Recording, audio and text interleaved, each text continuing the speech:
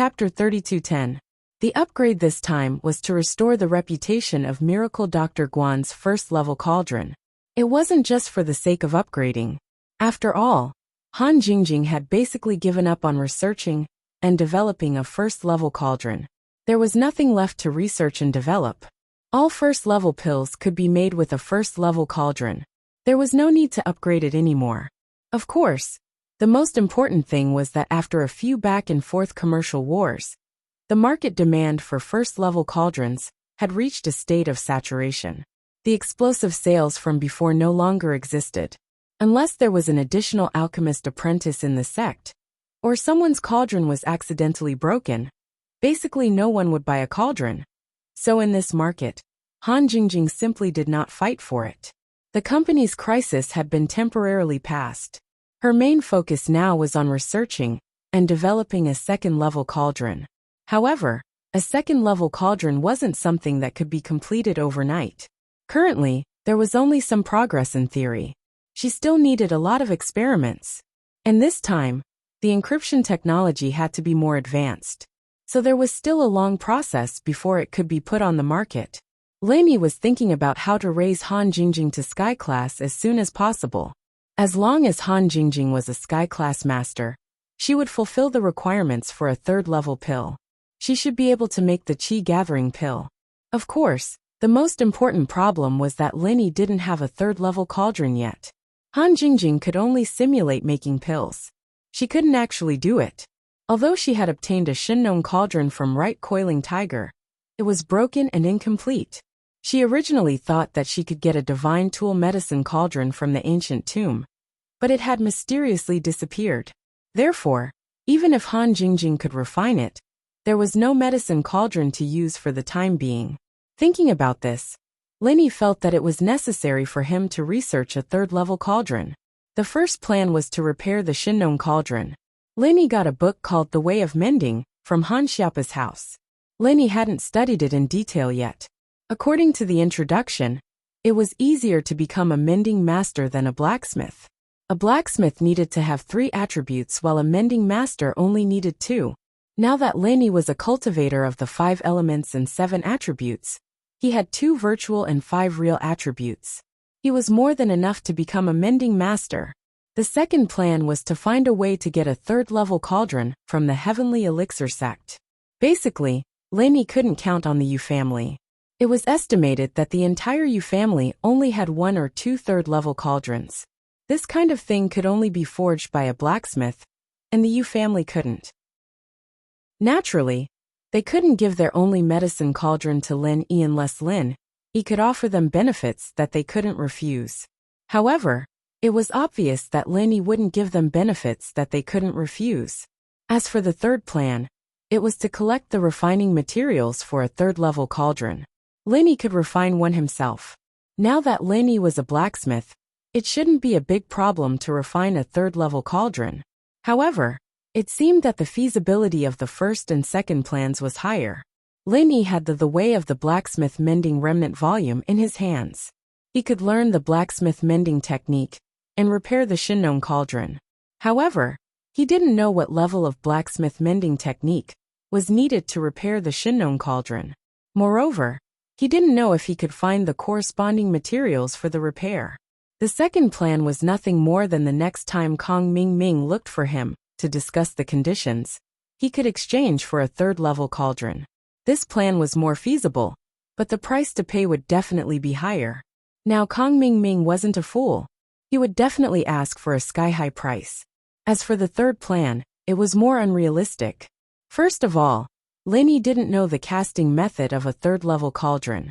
Without the corresponding information, he didn't know what materials were needed. Moreover, the blacksmith technique that Lin Yi was currently learning was only used to condense the space in the jade pendant.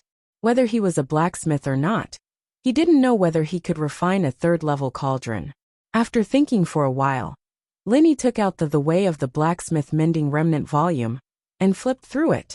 If the first method didn't work, Lin Yi would have to study the second method. Just like blacksmiths, the profession of tinker was also divided into 4 levels: Heaven, Earth, Black, and Yellow. The highest level was Heaven, and the lowest was Yellow. Similarly, unlike cultivators and alchemists, tinker and blacksmiths only had these 4 levels. Now it seemed that blacksmith mending and blacksmith mending came from the same origin. These 2 professions were also very similar. Opening the Way of the Blacksmith Mending Remnant volume, there was a description of the tools that could be repaired. A yellow-level blacksmith mending master could repair a first-level divine weapon. A black-level blacksmith mending master could repair a second-level divine weapon. An earth-level blacksmith mending master could repair a third-level divine weapon. And a heaven-level blacksmith mending master could repair a fourth-level divine weapon. The back of the book was blank. There were only the words 5th-level divine weapon. But it didn't say what kind of blacksmith mending master could repair. Now that he thought about it, the remnant volume of the Way of the Blacksmith Mending Manual meant that it wasn't complete. This should be a complete copy of the Way of the Blacksmith Mending Manual. Above the heaven level, there was the level of cultivators. Lainey already knew about this. It was commonly known as the Heavenly Tao. Perhaps only a Heavenly Tao master could repair a 5th-level divine weapon? The introduction of a first-level divine weapon was a weapon that could be used by a yellow-level blacksmith mending master. Reading this, Lainey couldn't help but be slightly stunned. Could it be that a yellow-level blacksmith mending master could also use a divine weapon? The introduction of the book overturned Lin Yi's previous understanding. However, thinking about it, Han Xiaopa should have read this book before. Didn't he have any doubts? Thinking about this, Lin Yi called Han Xiaopa directly to find out what was going on. Boss. Han Xiaopa was a bit curious about Lin Yi's sudden call. Did something happen? East Ocean City had been very peaceful recently, and the hostile ancient forces had temporarily stopped their activities. Therefore, Han Xiaopa really didn't think that something had happened to Lin Yi. Xiaopa, I want to ask you something. Lin Yi said. You should have read the remnant volume of the Way of the Blacksmith Mending Manual that I took from the Han family, right? There are some things in it that I want to ask you. Chapter 32:11. It's like this. It says that a first-grade magical weapon can be used by a yellow-class cultivator, and a second-grade magical weapon can be used by a mystic-class cultivator, and so on. Lin Yi paused before continuing. What I want to know is, isn't it common knowledge that only heaven-class experts can use magical weapons? How can a yellow-class, mystic-class, and earth-class expert have magical weapons? Oh, boss, you don't know this? Han Xiaopa was puzzled after hearing Lin Yi's question. He didn't understand why Lin Yi would ask such a question. What's wrong? Does everyone know about this? Lin Yi was slightly taken aback before smiling bitterly. Xiaopa, it's not like you don't know that I'm a rogue cultivator. I don't know about these things that everyone knows. That's right. Han Xiaopa suddenly remembered Lin Yi's identity after hearing Lin Yi's words. He immediately said, I'm sorry, boss. I didn't mean to make fun of you. I really thought you knew about this. It's okay, I know. Tell me what's going on. Lin Yi said nonchalantly. Actually, it's very simple. Indeed, a long time ago, all cultivators had magical weapons such as yellow class, mystic class, and earth class. However, the quality of these weapons was obviously not as good as a heaven-class magical weapon. Just like a first-grade and second-grade cauldron, these things have a lifespan. Han Xiaopa explained. The profession of blacksmiths has disappeared for a long time, and the profession of blacksmiths has never appeared again. The divine weapons used by yellow, mystic, and even earth-class masters are basically all broken and buried in the river of time. What's left now are only a few heaven-grade divine weapons of excellent quality. Most of them are also broken, which is why heaven-grade divine weapons are so rare nowadays. As for earth-class magical weapons, perhaps some damaged wreckage can be found in the treasure vaults of some sects, but they are no longer usable. I see. Lin Yi was suddenly enlightened. It turned out that cultivators could use divine weapons. However, the blacksmiths were gone, and so were the weapon replenishers. The divine weapons used by the masters of the yellow, mystic, and earth ranks were also gone. The reason why the heaven-ranked divine weapons had been preserved until now was also because their quality was better. Of course, only those of good quality had been preserved, the majority of them had been damaged. Little Pa, for example, ancient divine weapons, what grade do they belong to? What level of cultivators are using it? Linny asked. Ancient godly weapon. This kind of divine weapon can be used by heaven-ranked elites. But legend has it that only heaven-ranked elites can use this kind of divine weapon. As for the imitation divine weapon, it can only be used by heaven-ranked elites. It can't withstand the strength of a heaven-ranked elite's true chi. Of course, these are all legends. I've never seen it before. Han Xiaopa explained. I understand, little Pa. Linny nodded and said, how's the Han family recently? It's pretty good. The Zhao family is done for. We took over the Zhao family's territory and foundation. Although the Zhao family doesn't have much money, they still have some natural treasures. After these things merged with our Han family's treasure vault, the Han family is currently not weak among all the hidden families. Han Xiaopa said happily. Oh right, Grandpa said that when you have time, you can come and choose these things to see if there are any that you can use. There are only a few things that I can use, you know, Linny said with a smile. I'm not very interested in the others. You can keep them for yourself. That's fine. Anyway, boss, if you need anything, just let me know, Han Xiaopa said. After hanging up the phone with Han Xiaopa, Linny looked at the incomplete scroll of the Way of Tool Mender in his hand and sighed. According to the classification, a first-grade medicine cauldron was also a first-grade divine weapon. A second-grade medicine cauldron was a second-grade divine weapon, and so on. The Shinnon cauldron was an ancient godly weapon. In this case, even a heaven-ranked tool mender wouldn't be able to repair it. This thing should be a fifth-grade divine weapon, right? And Lin, he wasn't even a first-grade yellow-ranked tool mender. It wasn't realistic for him to repair the Shinnon cauldron. Let's not talk about whether Lin, he could become a fourth-grade heaven-ranked tool mender. Even if he did, he probably wouldn't be able to repair the Shinnon cauldron. It seemed like he could only think of a way to get one from the Heavenly Elixir sect. And this incomplete scroll of the Way of Tool Mender was temporarily stored in the Jade Space by Lin Yi. Recently, Lin Yi had a lot of things to do, so he focused on cultivation. As for the Tool Mender, there weren't any godly weapons that needed to be repaired right now. Lin Yi didn't need to waste his energy on learning and practicing. When he had free time, Lin Yi would research this thing again. In actuality, Lin Yi was thinking if he could let Han Jingjing learn this thing. Could she make a scientific tool mender? If she could, then he wouldn't have to learn it himself. Lin Yi thought it was funny when he thought of this. But now, he was relying on Han Jingjing more and more. Today was the day that Lin Yi brought Su Shihan and Cheng Yi to the Songshan orphanage. Lin Yi had already made plans with Xiaoke and Ken to bring the two celebrities to the orphanage for rehearsal. Today's orphanage had undergone tremendous changes. Although it had moved to the suburbs, the orphanage already had its own school and auditorium. The auditorium was built to enrich the orphans' learning life. Here they could hold get-togethers, art festivals, and even watch movies. This was the venue for the fundraising event, and the gymnasium near the hall was for the orphans to train and have sports events. It could be used for concerts. Although these facilities looked luxurious, since Xiaoke wanted to build a top-level charity base, these things were approved by Lin Yi. In actuality, Lin Yi didn't need much money. He only needed to earn enough. There were two reasons why Lin Yi donated most of his money to Xiaoke. One was because of his identity as a male thief, and the other was a more important reason. Chapter 32:12. To be honest, Lin Yi's master's wealth was unimaginable. Lin Yi didn't need to earn money himself. But now that his master wasn't here, Lin Yi didn't want to borrow money from his master. So he started his own company. Of course, Lin Yi didn't tell anyone about this. Fatty Lai and Lu Jinghan simply thought that he donated money because he liked it, and they didn't know the deeper reason behind it.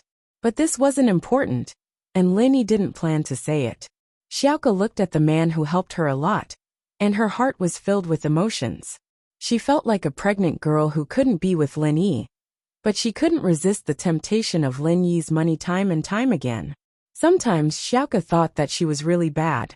She took so much money from Lin Yi. And did she really think that Lin Yi was a fool? Was he the same as the people who stole wallets? Of course, it wasn't the same. Xiaoke wasn't a heartless person, but for the orphanage, for the children, Xiaoke would rather be punished by Linny in the future. Even if he killed her, Xiaoke would accept it. Linny naturally didn't know what Xiaoke was thinking. He looked at the clothes she was wearing when he first met her, and he couldn't help but sigh. The orphanage was so rich now, but Xiaoke still dressed like this. He could tell that she didn't spend a single cent on him, and this made Linny admire this girl. This was also the reason why Lin Yi, as a male thief, gradually fell in love with Xiaoke. She was a strong girl. Of course, as for Xiaoke's anger towards Lin Yi didn't mind. It was fine as long as he knew the truth. If it weren't for the fact that he was a male thief, Lin Yi wouldn't have paid so much money to Xiaoke's orphanage. Although old Lin did donate, Lin Yi could have donated to other orphanages or charities.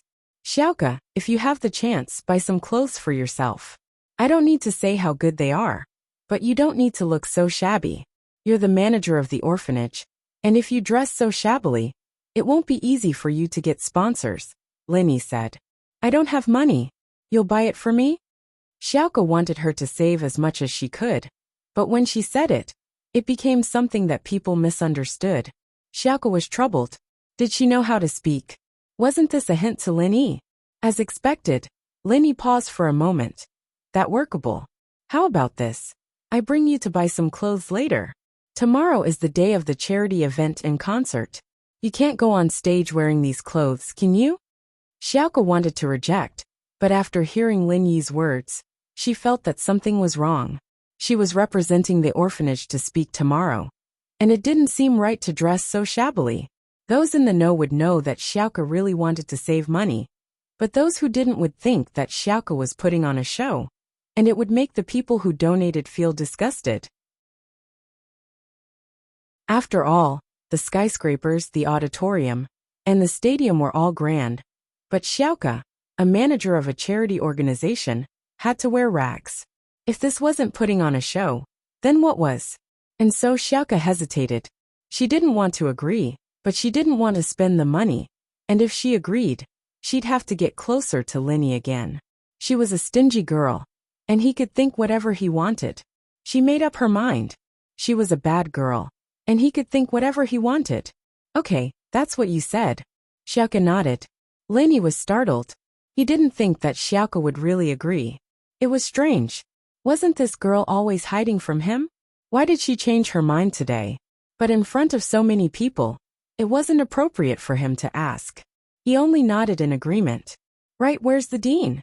Lin Yi looked around and realized that other than Xiaoke, the dean was nowhere to be seen. Logically speaking, the dean should have come out for something this big. After all, Su Shirhan and Chinyi were big stars, and they were here to help the orphanage. As the dean of the orphanage, she couldn't possibly avoid them, could she? The dean isn't feeling well, so she's resting in the room. Xiaoke was curious why the dean didn't show up. She didn't know why he was against the concert and the donations. But today, he suddenly said that he wasn't feeling well for such a big event. Xiaoke didn't know what to do, but she didn't know what to do. Oh, what's wrong with the dean? Do you need me to go see her? Lin Yi asked worriedly. I don't know. Maybe we can go see her? Xiaoke was curious too. Lin Yi was a doctor, so it was good for him to see the dean. Let's go then. Lin Yi waved at the car behind, signaling Su Shirhan and Cheng Yi to get off. They were celebrities, and they didn't get off the car when they arrived at the orphanage. They wanted to go to the hall and gymnasium to rehearse. There were many places in the orphanage under construction, and there were many outsiders. If the two celebrities showed up, they would attract the attention of the workers. Han, we're going to see the dean. Are you going to rehearse directly or with me? If you're going directly, Xiaoke will follow you. If not, we'll go see the dean. She's sick, I'm going to see her. Then we'll go see her with you. Su Shirhan was a kind-hearted person. She heard that the dean was sick, so she had to go see her. And so, Lin Yi brought Xiaoke and Ken to the MPV. This was Feng Sanhuang's MPV, and it had a lot of space. Xiaoke and Ken didn't feel cramped when they got in. He couldn't recognize the orphanage anymore, and Ken was the only one leading the way. Sanhuang turned here and there before stopping in front of a dormitory. Lin Yi had been here before, but the building had changed a lot. They got out of the car, entered the dormitory, and arrived at the door of the old dean's room. Xiaoka knocked on the door, and the dean's voice came from inside. "Who is it, Xiaoka?" "It's me, master," Xiaoka said.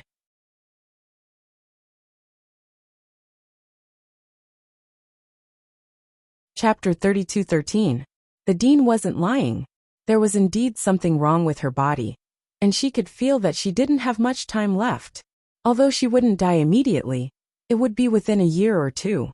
The injuries she suffered when she was young were too severe, and after that, she forced herself to cultivate.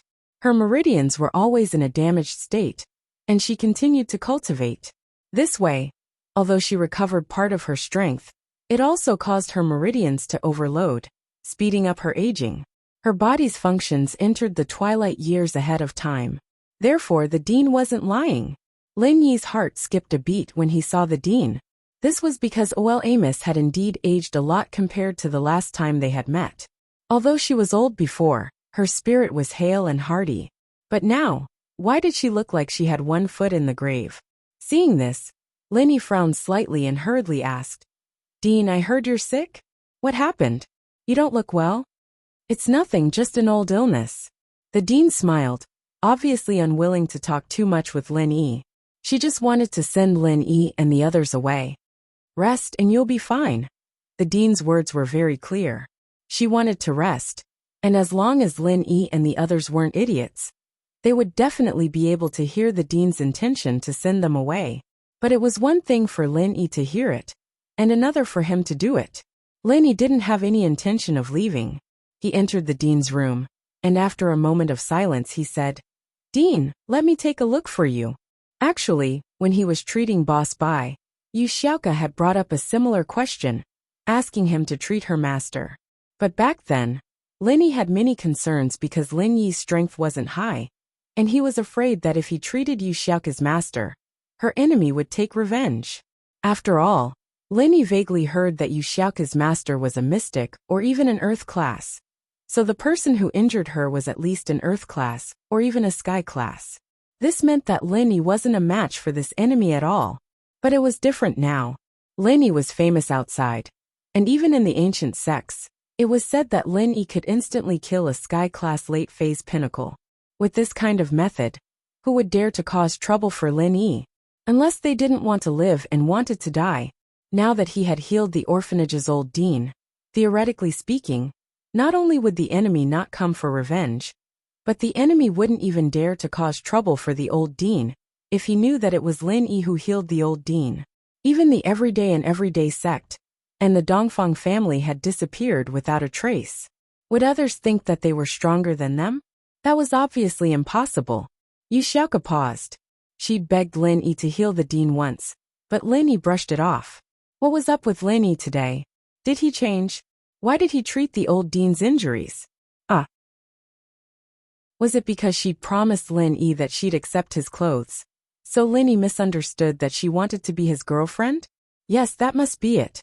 Otherwise, why would Lin Yi be so proactive? With that thought, Yu Xiaoka felt depressed. She wanted to explain, but then she remembered that the dean's injuries could be healed. What was the point of this?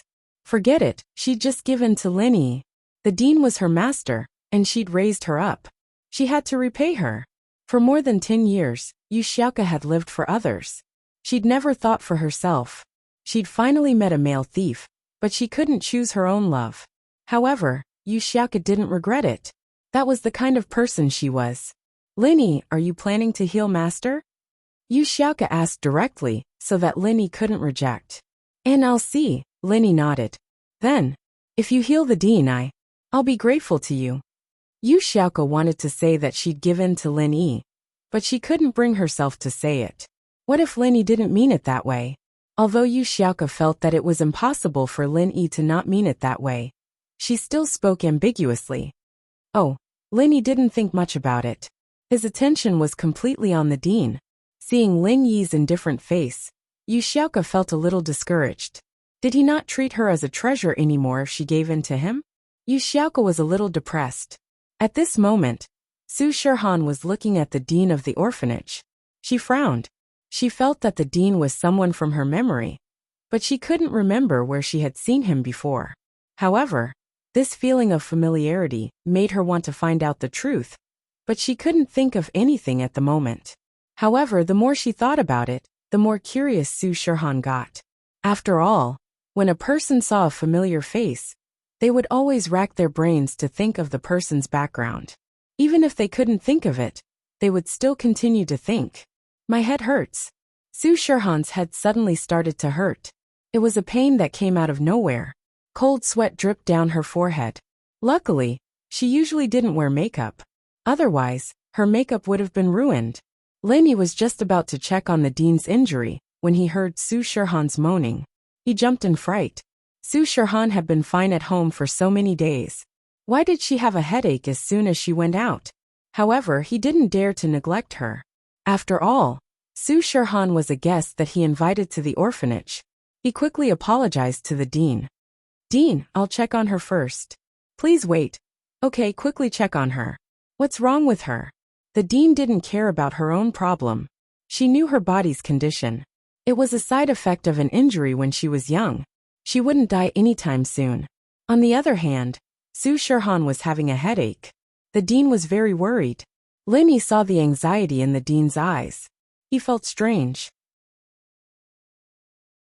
He didn't understand why the dean was so concerned about Su Shirhan all of a sudden.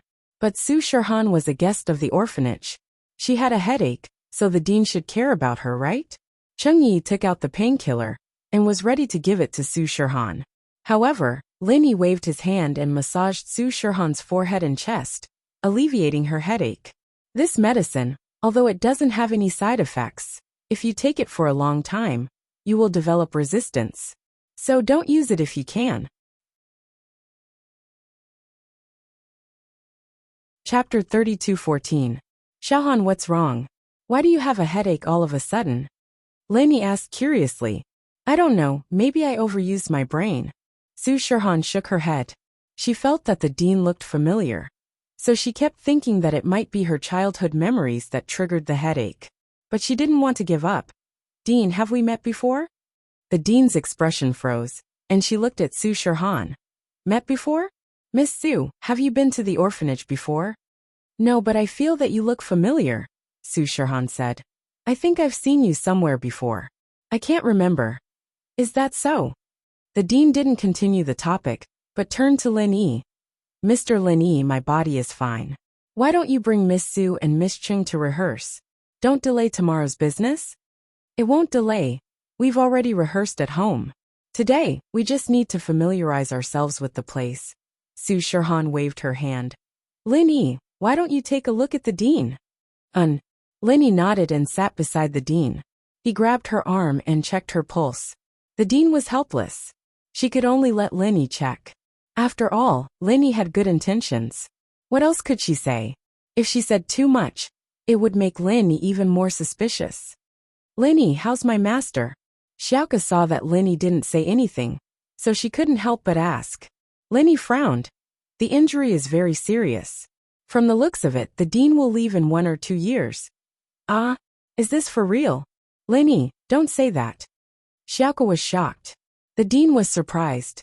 Although she knew that Lin Yi was an expert in medicine, how could he know all this just from a checkup? Isn't this too magical? Oh well, Amos was the one who knew her best. She had calculated it based on the progress of her aging, but Lin Yi had said it out loud. How could she not be surprised? Mr. Lin Yi is right. It's really just a matter of 1 or 2 years. The dean sighed. At first, I didn't have any plans. I wanted to hide this matter for a period of time. But today, since Mr. Lin Yi has seen through it, then I will say it. Dean. Xiaoke's eyes reddened. Lin Yi was indeed a miracle doctor. But it couldn't defy the heavens and change fate, right? So when the dean said those words, Xiaoke really thought that the dean was going to leave her soon. She felt very uncomfortable and didn't know what to say for a moment. Su Shirhan and Cheng Yi couldn't help but be silent. They didn't expect the two of them to just arrive. Although it was normal for people to be separated by life and death, no one would feel good when they encountered such a thing. Especially Su Shirhan. Hearing that the dean of the orphanage only had 1 or 2 years left, she felt a little melancholy. She didn't know why, But she had never met this dean before. Su Shirhan had a special feeling. She was going to die. Su Shirhan felt bad as well. Dean, your illness came from the meridians that were injured in your early years. Later, in order to cultivate, you forcefully attacked your meridians. Although you have some strength now, the meridians that weren't injured couldn't handle such strong qi, and it started to deteriorate. Now you can't hold it anymore and are on the path of decline. Lin Yi said. Not bad. Mr. Lin Yi, you are truly a miracle doctor. The dean nodded. She was very impressed with Lin Yi's medical skills. You've troubled yourself. I know my body. It's not a simple illness, so you don't have to feel bad. Dean, I've said it before. Just call me Lily. You don't have to be so polite. Lin Yi waved his hand. Besides, it's not hard for me to cure you. Shall we start now? It's not hard. The dean paused after hearing Lin Yi's words. She was a little stunned. I can call you Lil Yi, but you can cure my illness. Is that for real? Xiaoke listened to Lin Yi's detailed explanation of the dean's illness. She wasn't sad anymore. She knew that Boss Bai's problem was the same as the dean's. Since it was caused by the meridians, Lin Yi must have a way to cure it.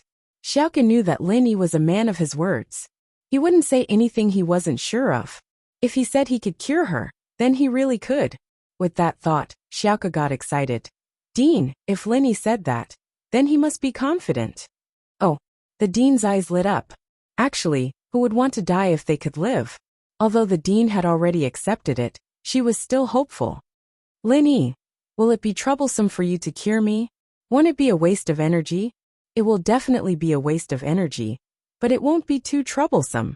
Lin Yi shook his head with a smile. Shall we start now? Now. How do I help you? The dean asked quickly. You don't have to do anything. Lin Yi smiled and held the dean's pulse again. He activated the third stage of the art of dragon mastery and started repairing the dean's meridians. The speed of the third stage of the art of dragon mastery was much faster than before. As a result, Lin Yi's treatment time was much shorter than Boss Bai's. Anyone could see that the dean's face was pale a moment ago, but the next moment, it was glowing and full of life. The changes that followed were all visible to the naked eye. The meridians in the old director's body recovered, and so did the vitality of her organs. Just like Grandma Sun back then, she immediately revealed the beauty of her youth. It was the same for the dean. Her skin used to be dry and wrinkled, but after Lin Yi's treatment, the wrinkles on her face became fewer and fewer, and she regained the beauty of a young woman. The dean was a practitioner, and she had always taken good care of herself. It was only after her injury that she became old. She was only in her early 40s, but she looked like she was in her 60s or 70s. But now, she was getting younger. 60 years old, 50 years old, 40 years old, 30 years old. Chapter 32:15. Although the dean was getting younger, everyone was excited, because this was a miracle. Xiaoke clenched her fists. She knew that the dean would be fine this time, and only now did she know how beautiful she was when she was young. However, Su Shirhan's eyes were filled with disbelief and shock, and this expression was getting more and more intense. She even wanted to scream out loud, but she didn't want to disturb Lin Yi's treatment. She could only suppress the excitement and shock in her heart, staring at the dean's face. Cheng Yi's face was filled with disbelief as well. She looked at the yard and then at Shirhan, wanting to say something but she didn't. OL Amos didn't know that her appearance had changed. What she could feel was the changes within her body. Her broken and damaged meridians were recovering at an incredible speed. This recovery shocked the dean. She didn't expect Lin Yi to have this kind of magical ability. Although Lin Yi had treated Xiaoke before, she didn't think much about it at that time. After all, Xiaoke had just been injured, and it was different from her old injuries. Finally, Lin Yi let out a long breath and said to the dean, It's done, Dean. Try it, your meridians are all healed. What was your strength before? Recovered just like that? The dean was shocked. She felt that her injuries were completely healed, but when Lin Yi said it, it was like she woke up from a dream. It wasn't a dream, but reality. Yes, can you check? Lin Yi nodded. The dean was very excited. There's no need to check. I can feel that before I was injured, I was in Earth class early phase. But I'm only golden class now. And even if my meridians are healed, the highest I can reach is golden class late phase peak. With my age and talent, it'll be hard for me to get back to mystic class, let alone Earth class. She couldn't help but sigh. Without the support of treasures and resources, I won't be able to return to my peak. Haha, if that's the case, then I'll help you recover your strength. Lenny smiled. He seized Ol Amos' pulse once more. Right now Lenny didn't need to hide these things. The more he showed to the outside world, the stronger he was. Then his opponents would be even more afraid of him. Of course, when they found out that Lenny wasn't that powerful, Lenny wouldn't be able to hide anything. They would still put Lenny to death. Kong Ming Ming and Zhang Wen probably wanted to do this a long time ago. And there was also Pin Liang who was staring at them. His three opponents. He had never thought of reconciling with her. As for Zhao Qibing, he was no longer a threat. He was just a stray dog. Therefore, Lenny did not care whether or not he would expose some of his magical abilities. Recover his strength? Ol Amos was slightly taken aback and shocked. Yes, Lenny nodded. However, when Lenny turned to look at Ol Amos, Lin Yi's eyes widened. He furrowed his brows. Why does the old dean look so familiar? He seemed to have seen her somewhere before. It wasn't that she looked similar to Ol Amos from before. After all, the old dean now and the old dean before were worlds apart. Just like Grandma's son before and now, there was no way to compare them. Even people she was familiar with wouldn't be able to tell that they were the same person. Mom! Just when Lenny was a little surprised, Su Shirhan finally couldn't hold it in anymore. She screamed and blurted out the word Mom. Su Shirhan's tears rolled down her beautiful face like pearls from a broken necklace. Su Shirhan's sudden call of Mom made everyone dumbfounded. Yu Xiaoke, Cheng Yi and Lenny all froze. However, Cheng Yi had already guessed something, so she wasn't that calm. Yu Xiaoke, on the other hand, looked at Su Shirhan in disbelief, and then looked at Ol Amos. Her face was filled with disbelief. Lenny, on the other hand, furrowed his brows. Before, he already felt that the old dean looked like the same person. Now that he turned to Su Shirhan, Lenny realized that the old dean in front of him was the mature version of Su Shirhan.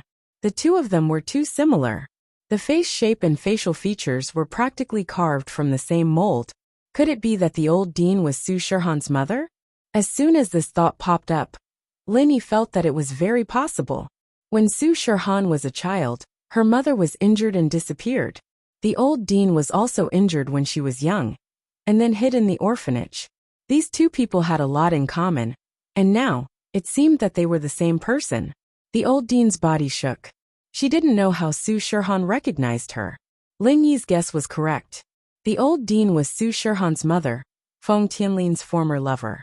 She was heavily injured by Dongfang Xiaocui and the Dongfang family, and was forced to run for her life. Although she lost her daughter, she didn't dare to look for her daughter openly. She didn't want to be targeted by the Dongfang family, so she opened an orphanage. Her goal was to see if she could find Su Shirhan among the orphans. Of course, the result was disappointing.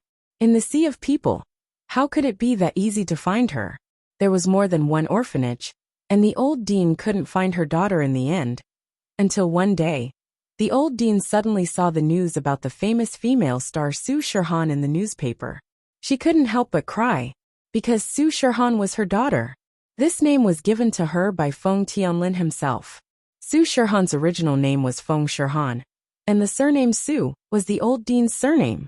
Of course, the name didn't mean anything. What made the old dean certain was that Su Shirhan's appearance was exactly the same as when she was young.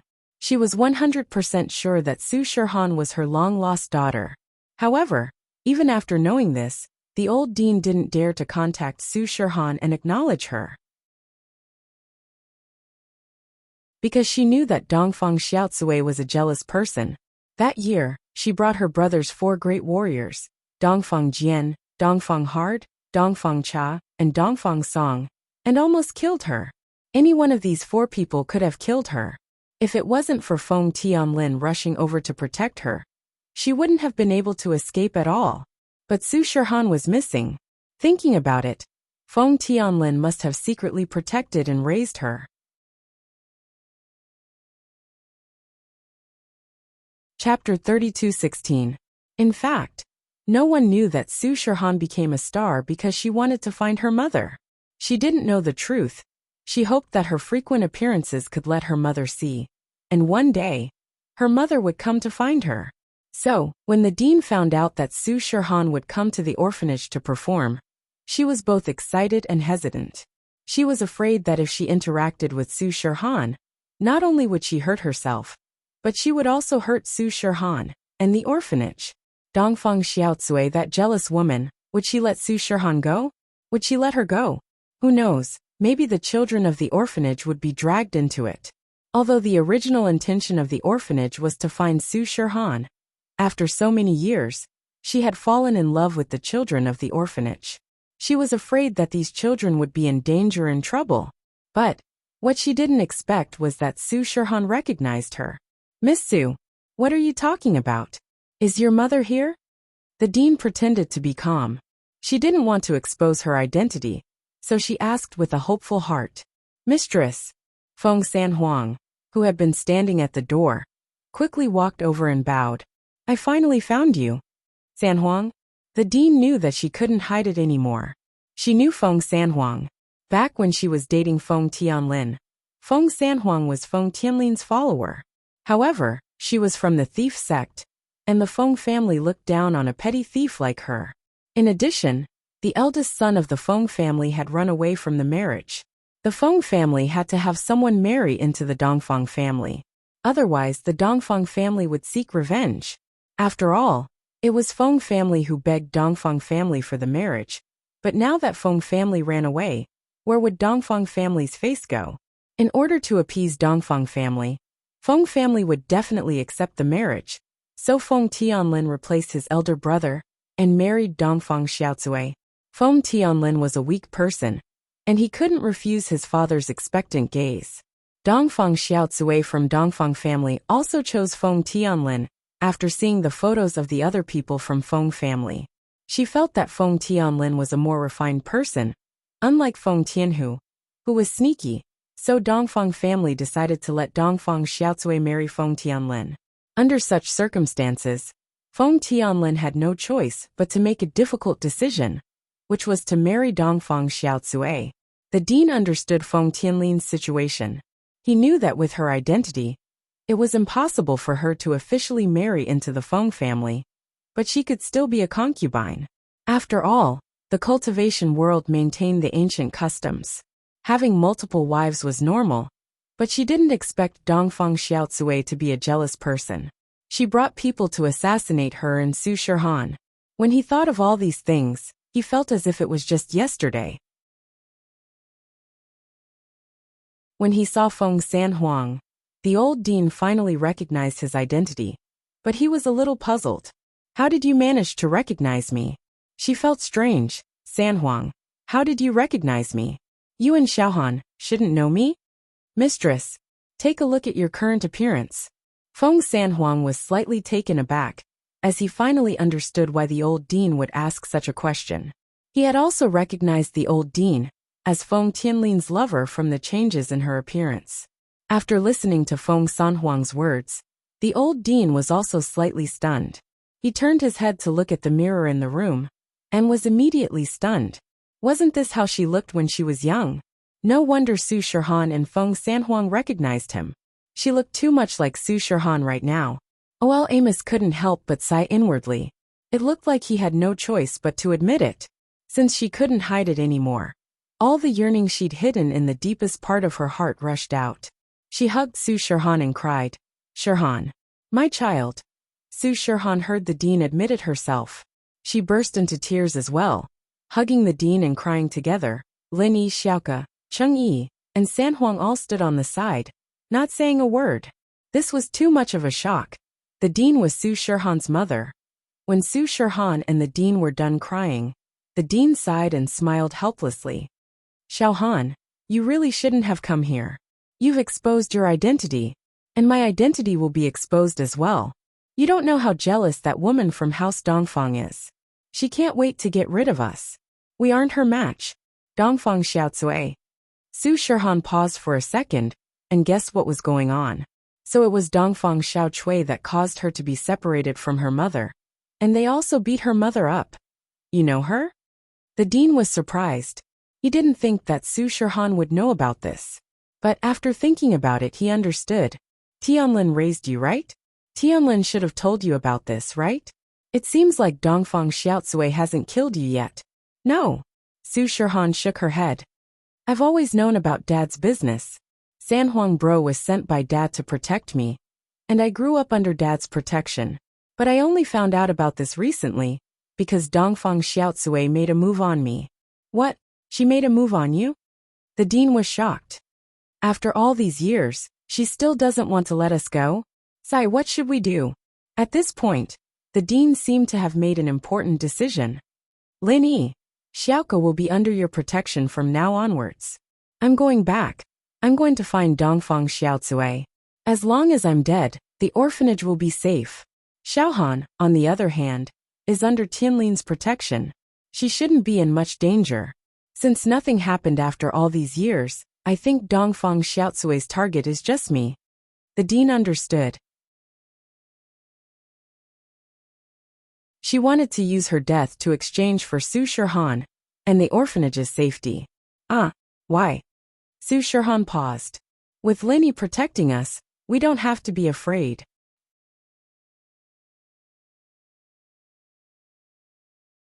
Chapter 32:17. So she continued. Let's not talk about that. Under Dongfang Xiaocui's big brother, Dongfang Jingxing, are 4 powerful elders. They're called the 4 great warriors. They're Dongfang Jian, Dongfang Hard, Dongfang Cha and Dongfang Song. They're all heaven class. We're not their opponents. Puffed. Sanhuang couldn't recognize Dongfang Yinxing and the 4 great warriors, and he started laughing. It must be said that the Dongfang clan was really unlucky. These ruthless people were all dead. This was their retribution for what they did to the mistress and Su Shihan. Sanhuang, what are you laughing at? The dean frowned. She hadn't been by Feng Tianlin's side for many years, but she was still his lover. Sanhuang called her the mistress, and he dared to laugh at her? The dean was angry. Sanhuang, you don't know how strong these people are, do you? Mom. Shihan knew that Feng Sanhuang wasn't laughing at the dean. He was laughing at the Dongfang family's bad luck. So she quickly explained. Sanhuang Bro isn't laughing at you, he's laughing at the Dongfang family. Laughing at the Dongfang family? The dean paused, then frowned. Sanhuang, what do you mean? Mom, the people you just mentioned are all dead. Shihan quickly explained. Dead? What dead? Han, you said the Dongfang family died? The dean's eyes widened, looking at Shihan in disbelief. How could they die? She didn't have any source of information, but she could still find out about the Dongfang family from time to time. The Dongfang family was like the sun in the sky. How could they die? Dongfang Yinxing, Dongfang Jian, Dongfang Hard, Dongfang Cha, Dongfang Song. They all came to kill me, but Lin Yi killed them. Shihan thought about it now and found it unbelievable. Any one of these people was a nightmare for her and her mom. But Lin Yi killed them like he was slaughtering chickens. He killed 1, 2 came, 2 came, 2 came, and Dongfang Xiaocui had to beg Lin Yi for mercy through Feng Shishan. The Dongfang clan had also disappeared without a trace. There was no movement at all. Lin Yi, you're in the Tao of Heaven now. The dean was stunned. Dongfang Yinxing was a peak late-stage heaven rank expert, a top-notch expert in the cultivation world. How strong was Lin Yi to kill him? How strong was Lin Yi? Wouldn't that mean that he was an elite in the Tao of Heaven? No. Lin Yi smiled bitterly and said, Brother Feng, you should say it. Feng Sanhuang nodded, and told the dean about how Lin Yi was able to fight above his level, and how Dongfang Xiaocui sent people to assassinate Su Shihan. The more Ol Amos listened, the more excited he became. She didn't expect that every member of the Dongfang family would die one after another. In the end, not only did they not even dare to fart, Dongfang Xiaocui even pleaded with Lin Yi through her son. She felt that she could finally hold her head high. Truly, there was always a higher mountain in front of him. These ruthless people who swaggered around were nothing in front of Lin Yi. Did that mean that her and Su Shihan's crisis was resolved? She let out a long sigh of relief. Finally, everything was fine. The dark clouds parted to reveal the clear sky. He could finally appear with his previous identity. Linny, thank you. You're not only the orphanage's benefactor, but also our family's benefactor. Thank you. The dean looked at Lin Yi and said sincerely, all right, let's not talk about this. Whether it's because of you Xiaoke or Su Shihan, I can't just ignore you. Lin Yi waved his hand and said nonchalantly, now I'll help you recover your strength. Okay. The dean nodded quickly. Then what do I do now? Just use the chant you've been practicing. Leave the rest to me. Lin Yi said. Now. Okay. The dean responded and started to use the chant she'd been practicing. Then, she felt a continuous stream of pure qi from the place where Lin Yi was holding her pulse, entering her meridians. The dean was shocked, but she didn't dare to say anything. She quickly continued to use the chant. And soon, she realized that her strength had reached the peak of the late phase of the golden class. Because the dean was an earth class before, there wasn't any barrier between levels. As long as she had enough pure qi, she could naturally level up. Thus, it was much easier for her to break through from the peak of the late phase to the early phase of the mystic class, compared to other practitioners. In front of Su Shihan, Cheng Yi, and Feng Sanhuang, Lin Yi didn't even try to hide the dean's strength. But Yu Xiaoke's eyes flashed with doubt. It was the first time she knew that Lin Yi could help others level up. But for some reason, Yu Xiaoke recalled the time in the tomb. At that time, the male thief seemed to have the ability to help others level up. At the very least, the strength of the female thief and the follower seemed to have suddenly increased in the tomb. But Yu Xiaoke wasn't too sure, and so the thought flashed through her mind. Feng Sanhuang, on the other hand, had some understanding of Lin Yi. Lin Yi leveled up quickly, and Lin Yi's lackeys leveled up quickly as well. But Feng Sanhuang wasn't someone that Lin Yi was familiar with, so he didn't ask much. Now, it seemed that Lin Yi's lackey's strength was most likely increased by Lin Yi. Feng Sanhuang was a little envious at the thought. Lin Yi could actually increase people's strength? How many superpowers did Lin Yi have? Cheng Yi's eyes flashed with shock. She knew about practitioners and how difficult it was for them to level up. But now, it seemed like it wasn't a problem for Lin Yi at all. Soon, the dean's strength rose from the golden class all the way to the earth class. It even exceeded her original strength, the early phase of the earth class. She suddenly realized that her strength had exceeded the early phase of the earth class, and only stopped when she reached the late phase peak.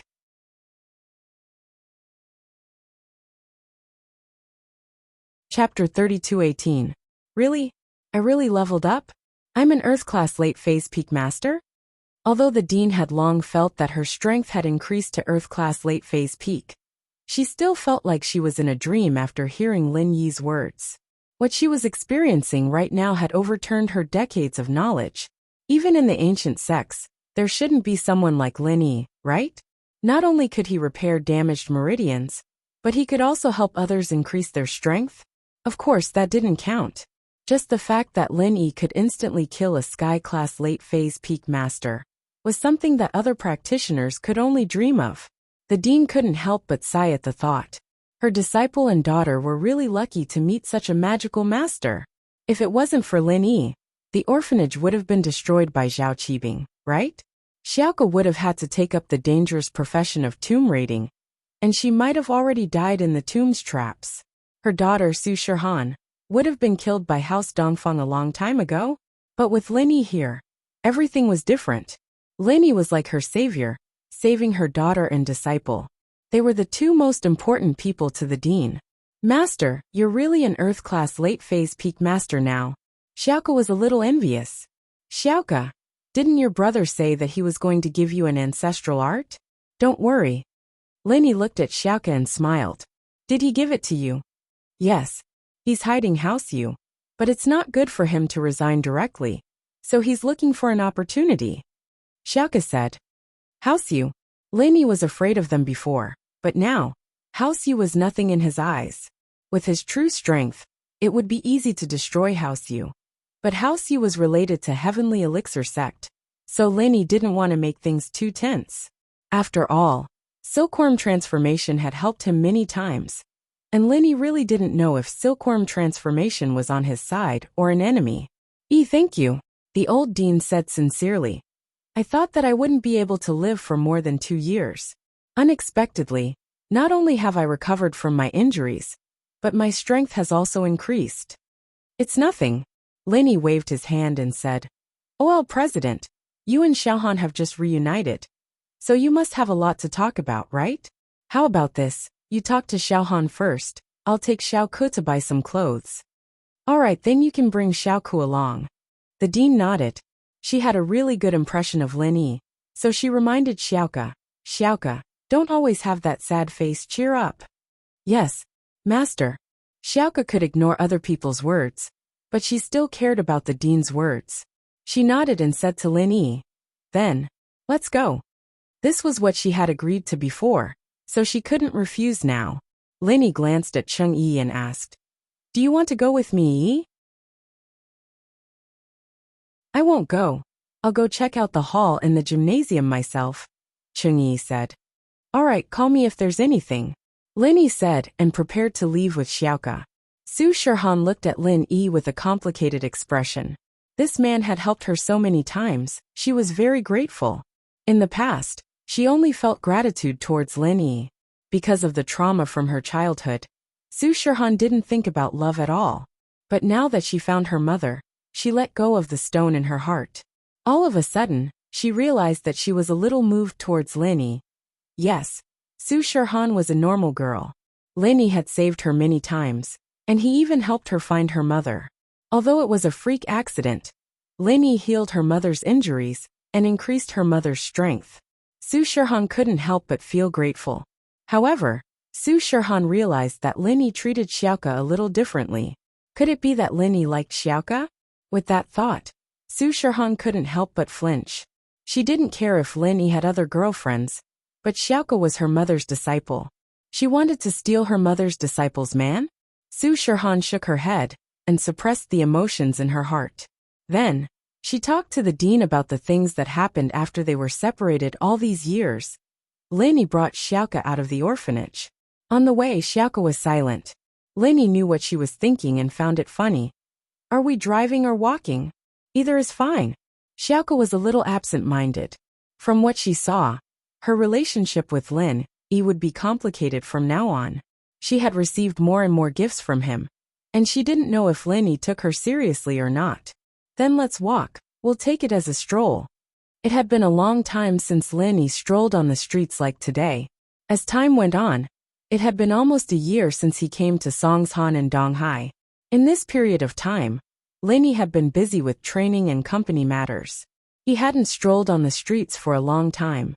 Returning to Songshan, Lin Yi was very emotional. He couldn't help but think of the first time he met Wang Xinyan, Mingyao, and Yushu. Lin Yi walked in front, and Xiaoka followed behind like a punching bag. Xiaoka waited for a while, but Lin Yi didn't say anything. She didn't know what Lin Yi was thinking. Xiaoka was a little nervous, and now Lin Yi didn't say anything. Xiaoka couldn't wait any longer. "Hey, Lin Yi, if you want me to be your lover, just say it, I'll agree," Xiaoka said after hesitating for a long while. "I know that in your eyes I'm a bad girl. I took so much money from you, but I didn't give you a clear answer, as if you're a rich guy. Actually, I'm really grateful to you from the bottom of my heart. I didn't say yes because I already have someone I like, but you saved my master and helped the orphanage so much. No matter how bad I am, I can't keep dragging this on." Xiaoka said these words with great decision. After all, she felt that what she was doing was very unfair to Lin Yi. After thinking about it, she decided to accept her fate. As for her love with the male thief, it could only continue in the next life. For the orphanage, for the dean, she could give up on herself.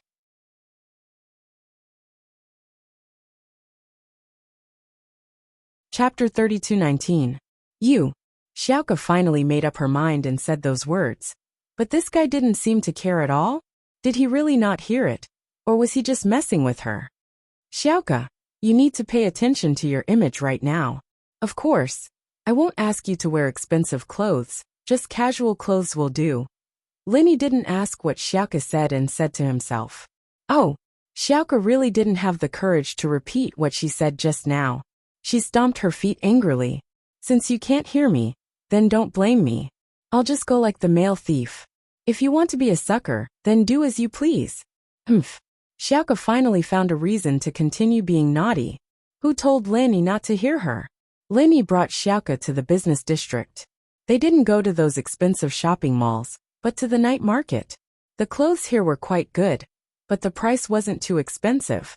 Linny brought Xiaoke to a stall and was about to choose clothes for her. But the stall owner looked at Linny and said, Bro, you're here again? Linny paused.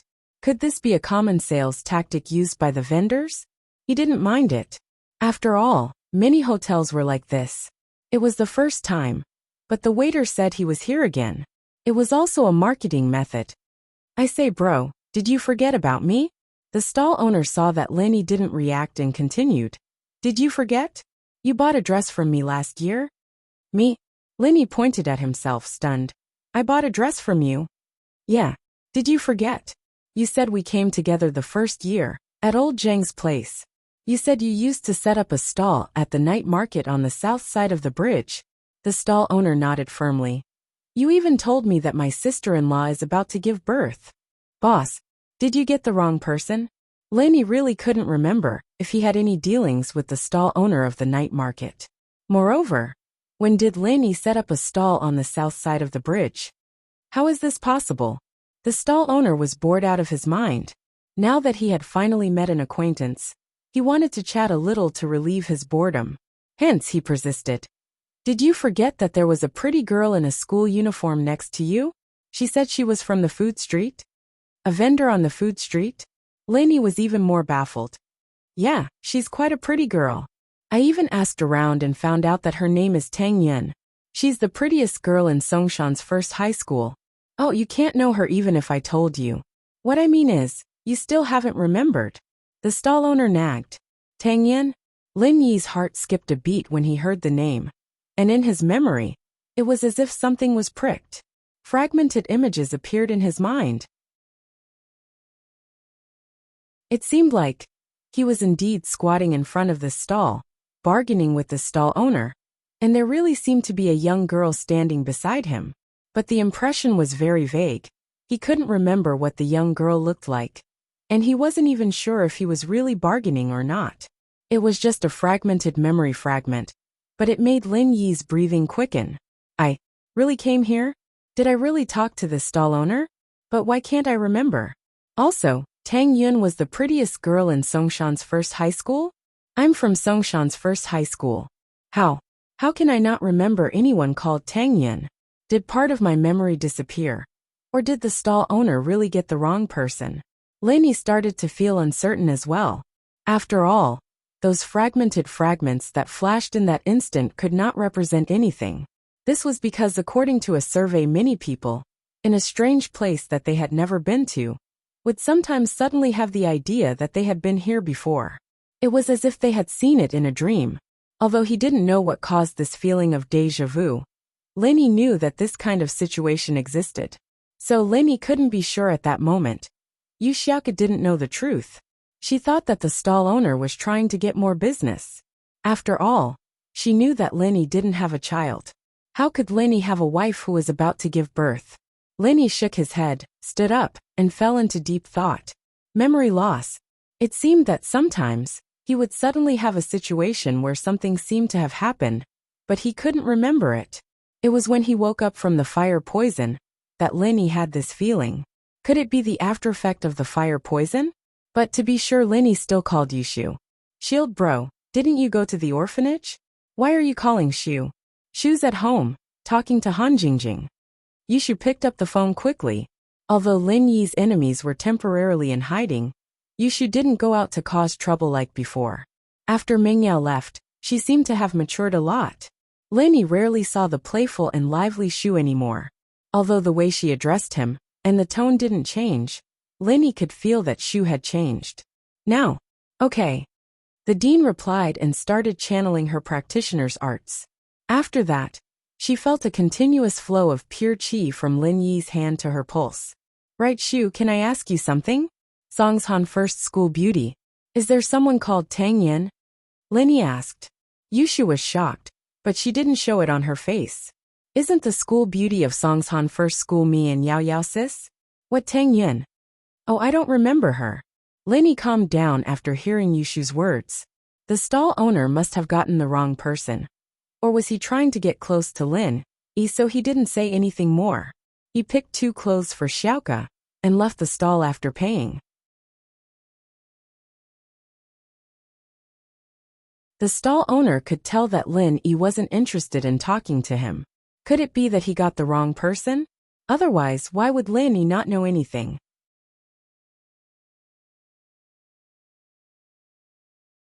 Chapter 32:20.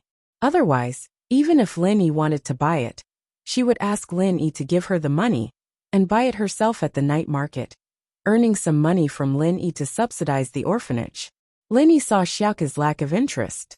She probably came out with him because she had no other choice, right? First, there was someone to buy clothes for her, and second, the dean's health had recovered.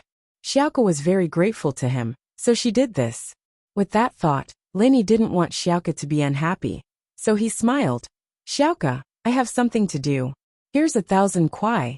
You can walk around here by yourself, I'll leave first. Oh, okay.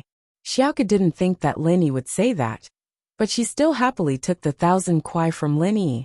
She only needed 200 to 300 kuai to buy her own clothes, and the remaining 700 to 800 could subsidize the orphanage. Of course she was happy.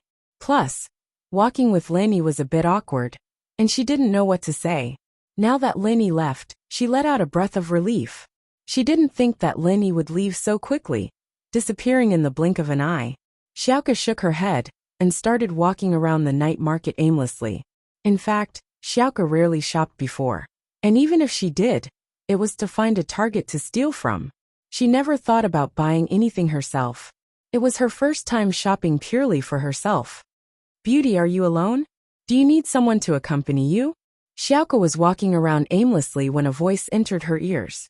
Her heart skipped a beat, but there wasn't the disgust of being teased. Instead, there was an inexplicable surprise. Xiaoke turned around quickly. Male thief, it's you? Why are you here? Lin had already put on the 1,000 silk mask, and his current appearance was the real appearance he had when he first met Xiaoke. I went to do something, but I suddenly saw you, so I came to say hi and see if you need someone to accompany you, Lin said. All right. Xiaoke nodded shyly and happily, but her heart sank after nodding. She just told Lin that she was going to be Lin Yi's mistress, and it wouldn't be good if something happened between her and the male thief. She might have thought that she was a pregnant girl, and that she'd always scammed Lin out of his money, but she was still a trustworthy person.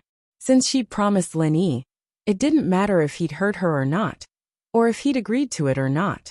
Even though she really wanted to go shopping with the male thief, she had to tell him the truth. By the way, male thief, I have something to tell you. What is it? Lin paused, confused by Xiaoke's serious expression. I've told you before, right?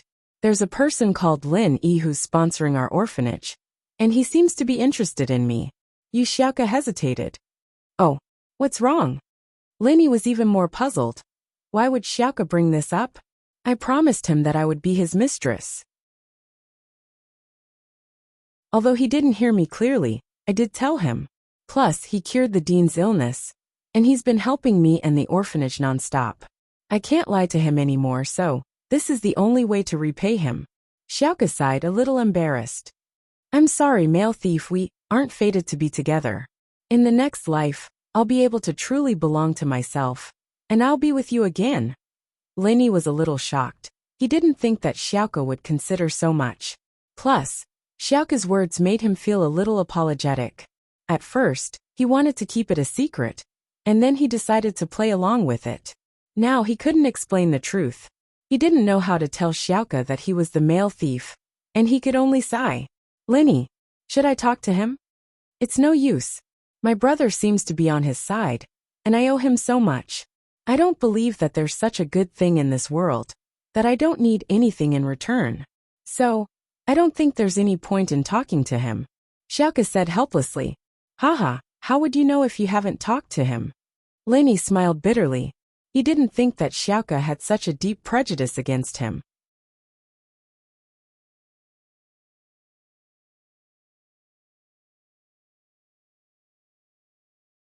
Chapter 32:21. Of course, Lenny was a factor in this, but he didn't need to worry too much. Lenny was in Donghai City, not Songshan City, and Lenny was Su Shihan's bodyguard, not the dean's. Even if Lenny attended the dean's funeral, he wouldn't be able to keep an eye on Feng Tianlin and Feng Shipian all the time. At that time, he just needed to find a chance to kill Feng Tianlin and Feng Shipian. However, it couldn't be the Feng family's people, and it definitely couldn't be Feng Tianhu's people. So he had to find someone else to do it. Other than the Bloodcloth Underworld sect, an ancient assassination organization, Feng Tianhu actually had a candidate in mind. Although he wasn't assassinating Lenny this time, but the Dean Feng Tianlin and Feng Shipian, he had already offended the Bloodcloth Underworld sect. He didn't think that the Bloodcloth Underworld sect would help him anymore, and it would be terrible if the news leaked out. Therefore, this time, Feng Tianhu made up his mind and contacted the most despicable organization in the ancient sects, the Black Horse Society.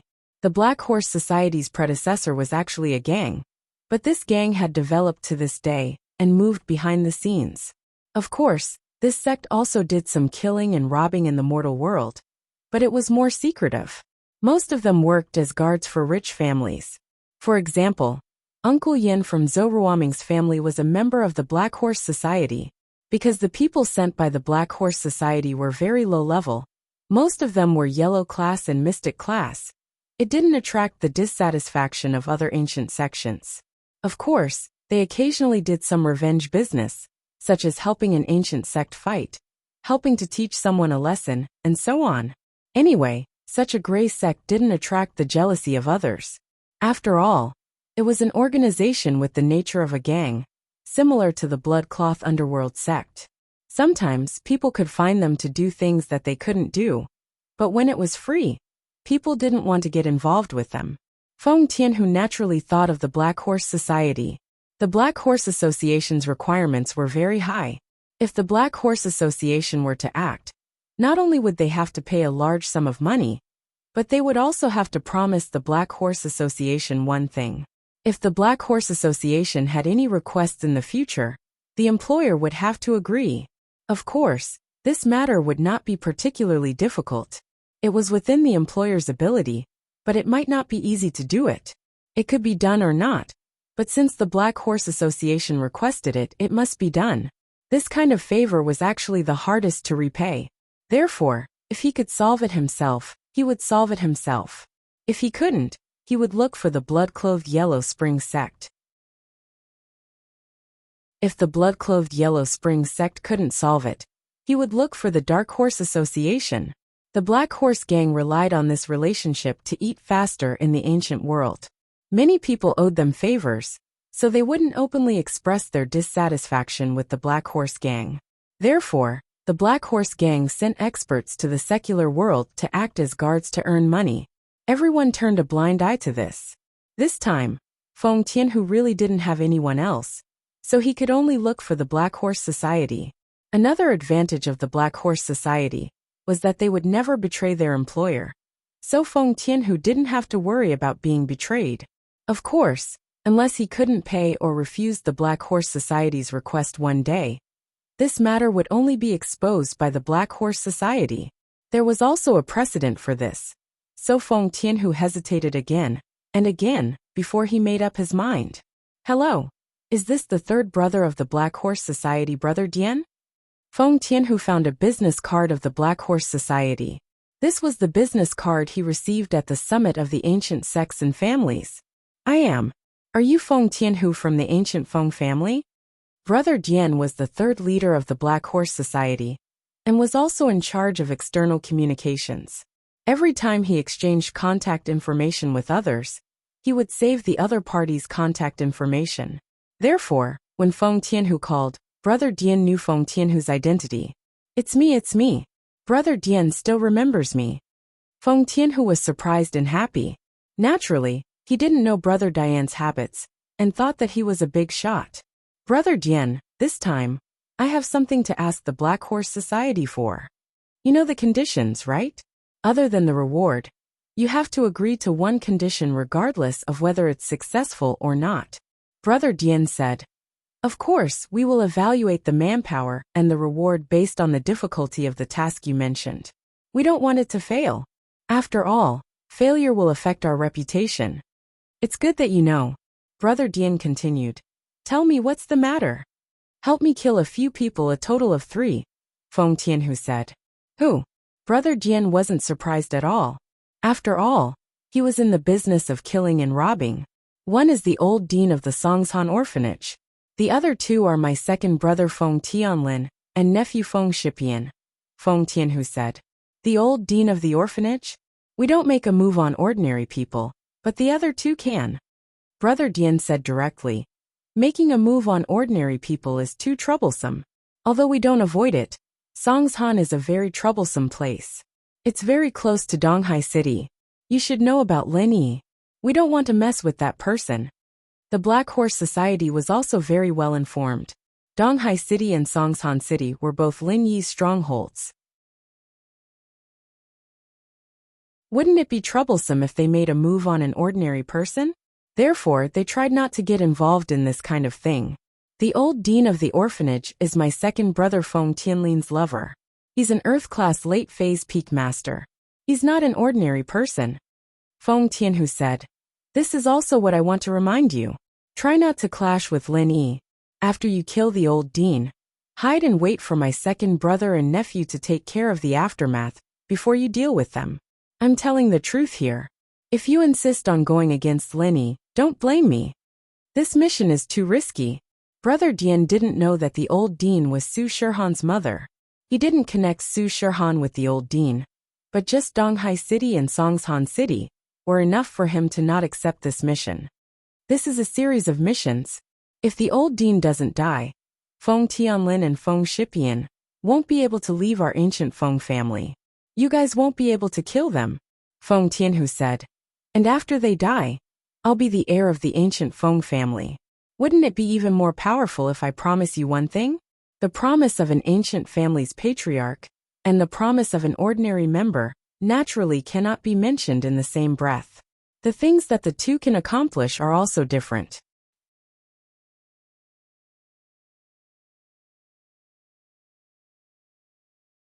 Chapter 32-22. If Feng Tianhu could really become the head of the Feng family, then the Black Horse Gang would look for him to do big things in the future. However, Feng Tianhu was not the head of the family, so he could only do ordinary things. This was the value of this mission. How about it? Anyway, I've already explained the pros and cons. If you agree, then do it as soon as possible. If not, then pretend I didn't say anything. Feng Tianhu said. I'll discuss it with the other 2 leaders, then I'll call you back. Brother Dian said after hesitating for a moment. Okay, I'll wait for your news. Feng Tianhu quickly said. No matter what, there was a chance. The Black Horse Gang was actually full of desperados. Although this mission was risky, the rewards were obvious. Not to mention the high commission. Feng Tianhu's promise, after becoming the head of the family, was also very important. Therefore, after evaluating the difficulty of the mission, Brother Dian called Feng Tianhu back. Brother Dian. Feng Tianhu picked up the phone and asked respectfully. How is it? Is there any news? Mr. Feng Tianhu, our leader has agreed to this mission, but I have to talk to you about the commission. Brother Dian said. Please speak. Feng Tianhu was surprised and happy when he heard that the Black Horse Gang had agreed. That's because it's Lin Yi's territory. In order to ensure the safety of our people, we've sent a Sky-class late-phase peak full-circle master. He's one of the grand elders of our Black Horse Gang, so the price is a bit higher. Lightning Bro said. Good. Feng Tianhu was originally afraid that the Black Horse Gang would send a few small fries. If they encountered Lin Yi, they wouldn't be Lin Yi's opponent. Now it was great. A peak late-stage heaven stage master was sent out. This was in existence like an atomic bomb. As for the price, it was worth it. So he quickly said, What's the price? Tell me. 10 billion. And a promise. Brother Dian said. Pfft. Cough, cough, cough. Feng Tianhu was shocked. Brother Dian, are you kidding? Do I look like someone with 10 billion? Although I have some savings, it's only about 2 billion. Among the ancient sects, the Fengs weren't considered rich. Even with Feng Tianhu's side business, they had only accumulated around 2 billion. 10 billion? Wasn't that a joke? You don't, but the Feng family does. Brother Dian said indifferently. The Feng family? What I say doesn't count. Besides, our Feng family doesn't have that much money. Most of my money is my own extra income. I supported a few spokespeople outside. Some are businessmen, some are celebrities, and some are guards. They help me earn money, but I only managed to save 2 billion. Feng Tianhu explained with a bitter smile. Then how much money does the Feng family have? Brother Dian frowned. He didn't expect the Feng family to be so poor. However, this 10 billion was also an exorbitant price, waiting to be bargained. I think it's about 3 billion in cash. Feng Tianhu didn't dare to hide it. After all, what he knew, others could also find out. 2 billion plus 3 billion, that's a total of 5 billion. Alright, you can give us 2 billion first, and then give us the 3 billion after you become the head of the family. Is that okay? Brother Dian asked. Although 5 billion was a bit too much, Brother Dian felt that it was worth it. After all, sending a supreme elder to kill 3 people was as easy as lifting a finger. Although it was a bit dangerous to step into Lin Yi's territory, as long as they were careful, there wouldn't be any problems. Alright, Feng Tianhu gritted his teeth and agreed. After all, when he became the head of the family, he would change the Feng family's current strategy and send more people to earn money. At that time, he would also fill in the gap. Alright, send me the information on the old dean. Our supreme elder will leave today and take action tomorrow. Brother Dian said. Feng Tianhu didn't expect the other party to be so efficient. He was a bit surprised, but to him, this was the best thing. He quickly sent the information to the mailbox designated by Brother Dian and waited for the good news. Lin Yi and Yu Xiaoke strolled around the night market for a while before going back. Lin Yi saw that Yu Xiaoke seemed to have no interest today. She seemed to have a lot on her mind, and his heart felt heavy. After all, it was his fault. But how should he tell her? If he told her that Lin Yi was the male thief, would she be unable to accept it? After sending Yu Xiaoke back to the orphanage as the male thief, Lin Yi changed back to his original identity and returned to the orphanage. Su Shirhan and the dean had already finished catching up, and she was rehearsing with Cheng Yi in the gymnasium. Lin Yi went to take a look, but he couldn't help much. Yu Xiaoke obviously didn't want to talk to him, either, so Lin Yi found a room and started training. He had been stuck at the early phase of Sky class for a while now, but there were no signs of a breakthrough. Lin Yi couldn't help but sigh. After Sky class, every step was really difficult, especially without Wang Xinyan's help. Lin Yi's training speed had dropped to the lowest point. At night, Lin Yi and the others stayed at the orphanage. There was no need for Lin Yi to bring Su Shirhan and Cheng Yi back and forth between the two cities. There wasn't enough time anyway. It was a quiet night, and the next day, at 10 in the morning, the charity event officially began. Although the last charity event was organized by the school, and it wasn't that far from this one, it was still in Donghai. This time, it was Songshan, so there were many rich people who came to support the event. On the surface, it looked like it was the influence of a celebrity, but in reality, it was all Peng Zhan's doing. Peng Zhan was the chairman of the province's business association and a supporter of House Han. His influence in the province was unparalleled, and who dared to ignore House Han when doing business in the province? As a result, most of the businessmen who came this time were here because of Peng Zhan, and also because of Han Xiaopa. Of course, with their level, they didn't know that Lin Yi was the real boss behind the scenes.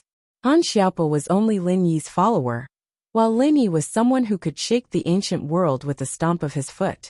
The fundraiser was a huge success. After the fundraiser, it was time for Su Shirhan and Cheng Yi's charity concert. All the money from the concert would be used for the construction of the orphanage. Fans could also donate to a designated account through online banking.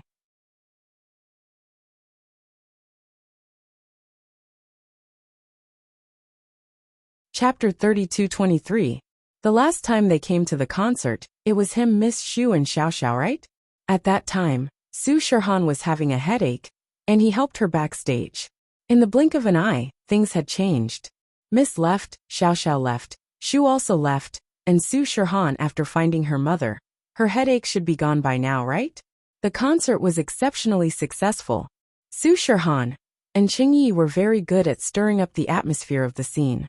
The two cooperated well and pushed the concert to its climax step by step. When the concert ended, it was already 10 p.m. Linny didn't rush, but stayed with Su Shirhan and Chengyi at the orphanage. But Chengyi obviously wanted to go back to Donghai City. On the way back to the dorm, Chengyi tried to persuade Su Shirhan to leave. Xiaohan, why don't we go back to Donghai City? You're not used to living here? Chengyi tried to persuade her for the last time. You're not going, right? I'm quite tired, you two, right? Su Shirhan didn't understand why Chengyi insisted on leaving. Plus, I just reunited with my mom. I don't want to leave so early. I see. Chengyi was a bit disappointed. Lenny looked at Chengyi deeply. Chengyi jumped and quickly shut her mouth. But Lenny didn't say anything and went upstairs with them. At the door of the dorm, Chengyi saw Su Shirhan walking towards the dean's room. Obviously, Su Shirhan was going to stay with the dean tonight, so she quickly said, Xiaohan, let's sleep together tonight? What's wrong with you today?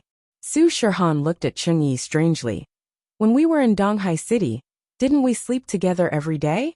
I'll sleep with my mom tonight, okay? No. Chengyi was a little anxious and didn't know what to say. Then you three can sleep together. Lenny looked at Chengyi and suddenly said, Sure. I also want to chat with the dean and listen to your childhood stories, Xiaohan. Chengyi heard Lin Yi's suggestion and immediately nodded. Okay. Su Shirhan had no choice but to let Chengyi follow her into the old dean's room. Lenny watched as Chengyi and Su Shirhan walked into the dean's room. At night, Lenny activated the third level of the Art of Dragon Mastery, absorbing true qi from the space in the jade pendant. The effect was already very slow, almost negligible. What Lenny needed now was an opportunity to level up. But it wasn't easy to find this opportunity. Midnight. Suddenly, Lenny sensed someone approaching the dormitory. Tonight, when Lenny saw Chengyi's abnormal reaction, he was already vigilant, so when this person approached, Lenny felt it. However, this person's level of strength left Lenny aghast.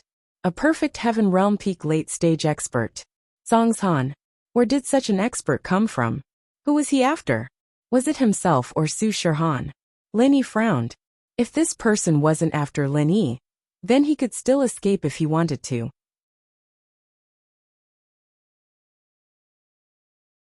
If he wanted to run, he could. But if he wanted to take Su Shirhan with him, it was almost impossible. And this person was after Lenny. That Lenny had nowhere to run. And he wanted to escape from a Heaven Realm Peak late-stage expert. Wouldn't that be a dream? Lenny took a deep breath. Why was he so unlucky to meet such a master? This time, he probably wouldn't be as lucky as before. The blood-clothed underworld sex master could help. This time, he could only rely on himself. Force. No way. Outsmarting? It seemed that in the face of absolute power, intelligence was useless. At this moment, Lenny could only pray that this person wasn't after him. But unfortunately, this person came into the dorm as if there was no one there. He directly went up to the floor where Lenny was and walked towards Lin Yi's room. This person's movement was extremely fast. From the time Lin Yi found him to the time he appeared outside the hallway, it was only a blink of an eye. How could a Heaven Realm Peak late-stage expert not be fast? But what surprised Lin Yi was that this person didn't enter Lin Yi's room. Instead, he kicked open the old dean's door. Bang! A loud sound pierced the silence of the night. Su Shirhan and the others must have woken up. On Lin Yi's side, his heart was burning with anxiety. He didn't know how to deal with this. Although from the moment he found this person, Lin Yi started to compress the chi bomb. But whether or not it would be effective against this Heaven Realm Peak late-stage expert, Lin Yi wasn't sure. Everyone in the room must die. This Heaven Realm Peak late-stage expert was naturally the great elder of the Black Horse Gang. When he saw that there were 3 people in the room, He couldn't help but be stunned. Didn't they say that the old dean lived alone? In this room, only the old dean was resting? However, the great elder didn't care too much. After all, 3 people and 1 person were the same in his eyes. The old dean's strength was like an ant in his eyes. The other 2 girls didn't seem to be too powerful. Since he saw them, he might as well kill them as well. It was as easy as lifting a finger. The great elder raised his hand and pointed at Su Shirhan. He said indifferently, "You die first." Su Shirhan was shocked. She didn't think that a strange old man would suddenly come in the middle of the night. And from the looks of it, this strange old man wasn't weak. "Who are you? What are you doing here?" The old dean frowned. She felt that the person in front of her wasn't simple. He was a practitioner, but she couldn't feel his specific strength. When the great elder of the Black Horse Gang didn't show his strength, the old dean couldn't see his specific strength. She didn't have Lin Yi's golden finger. The great elder raised his hand and pointed at the old dean. He said indifferently, "You're the old dean of the orphanage, right? Someone paid me to kill you. Die." At this moment, the Grand Supreme Elder's strength was also revealed, causing Ol Amos to be shocked. Oh my god, the opponent was actually a Heaven Realm Peak late-stage expert. An expert of this level was simply an existence akin to an atomic bomb. He was the king of cultivators and was unparalleled.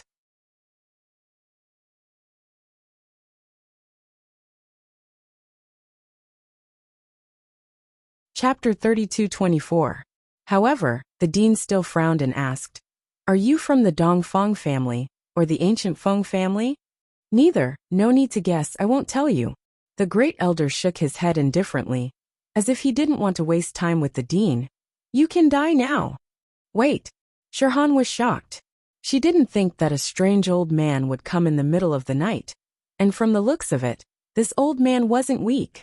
The other party wanted to kill her mother. How could Su Shirhan agree? She exclaimed and subconsciously raised her head to look at the great elder. She asked nervously, "Senior, are you sure you're not mistaken? My mother has no grudge with you. She's just the dean of an orphanage.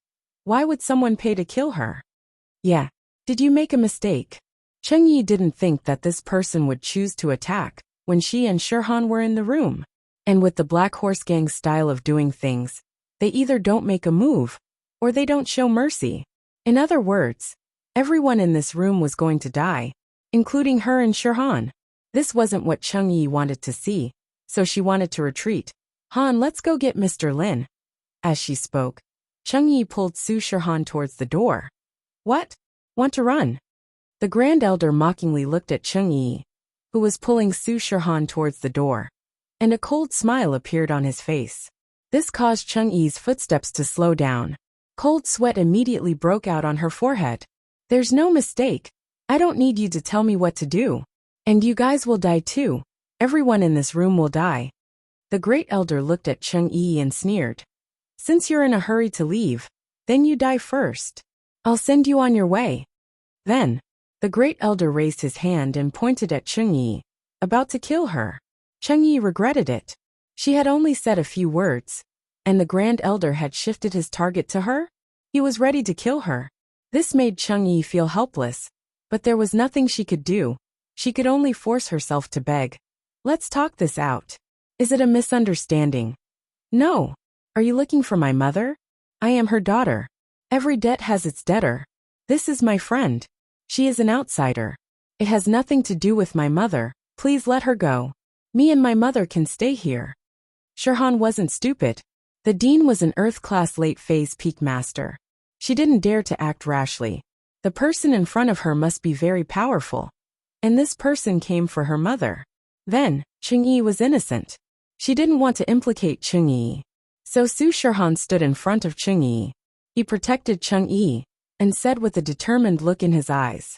Cheng Yi was stunned. She never thought that Su Shirhan would appear at this moment. He stood up for her and stood in front of her.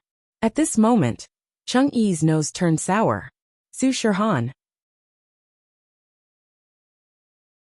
She treated her like a real sister. But she thinking of this? Cheng Yi's tears fell instantly. She stood there, not knowing what to do. At this moment, the Great Elder made his move. He pointed his finger at Su Shirhan. A green chi shot out from the Great Elder's fingertip towards Su Shirhan. That Jin chi was boundless. If it hit Su Shirhan's body, she would die for sure. But at this moment Cheng Yi moved. Her body appeared in front of Su Shirhan at an unbelievable speed.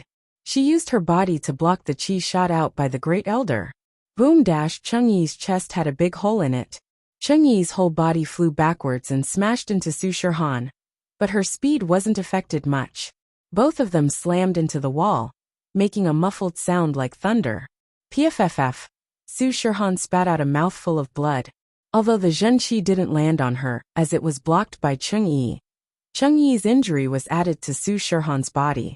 Although Su Shirhan didn't die, her injuries weren't light. She fell to the ground with blood dripping from the corner of her mouth. Even if she wouldn't die immediately, she wouldn't be able to live. Cheng Yi was even more so. Although she gritted her teeth and didn't die, she definitely wouldn't be able to live. The reason why she was able to hold on was because she wanted to say sorry to Su Shirhan. At this moment, she was going to die. But before she died, she had to say something to her good sister. Otherwise, she wouldn't be able to die in peace.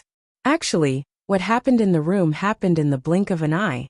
Linny felt it the moment the Great Elder entered the old dean's room. He reacted immediately. But everything happened too fast. It was just a few words in a few seconds, and the Great Elder made his move. Lin Yi's chi bomb wasn't compressed yet. He stood at the door anxiously, but he didn't dare to make his move immediately. After all, the compression of the chi bomb needed time. Although the third stage of the art of dragon mastery was much faster than the first and second stage, it couldn't be compressed in a blink of an eye. After all, Lin Yi was an early phase heaven class master. The amount of chi he could compress was much larger.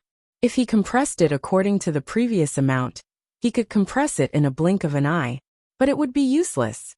After all, that kind of chi bomb was effective against low-level practitioners. But now Lin Yi was facing a peak late phase heaven class master.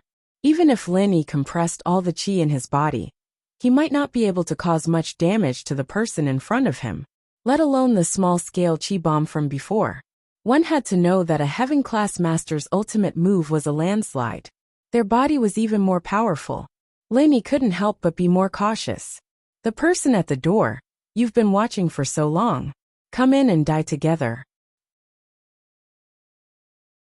Although Lin Yi hid his aura, the Great Elder could still sense it when he used the art of dragon mastery to compress chi.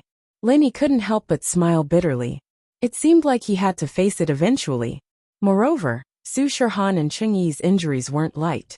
Although they wouldn't die for now, if they weren't treated in time, they would still die.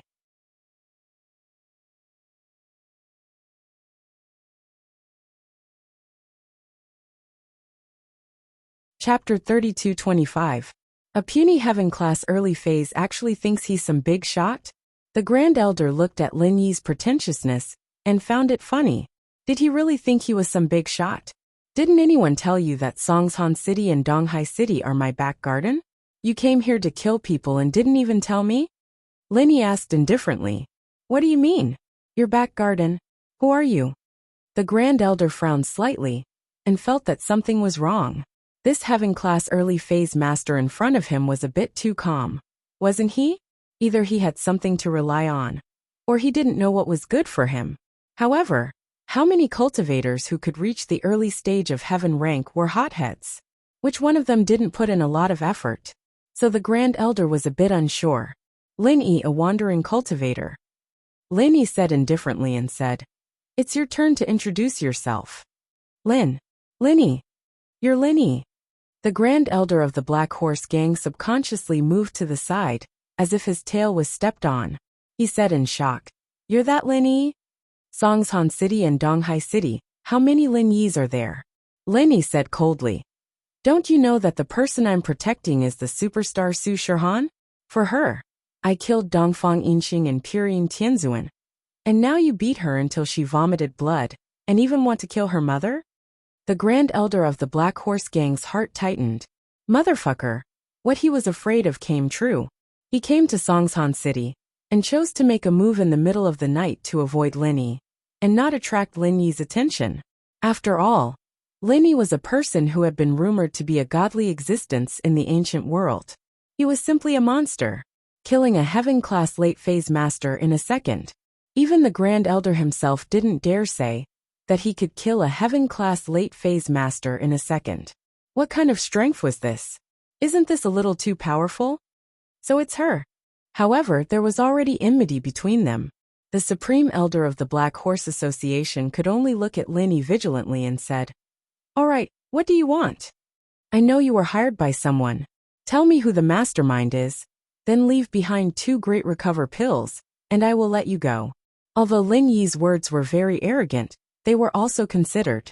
He didn't show too much weakness, but he didn't act too tough either.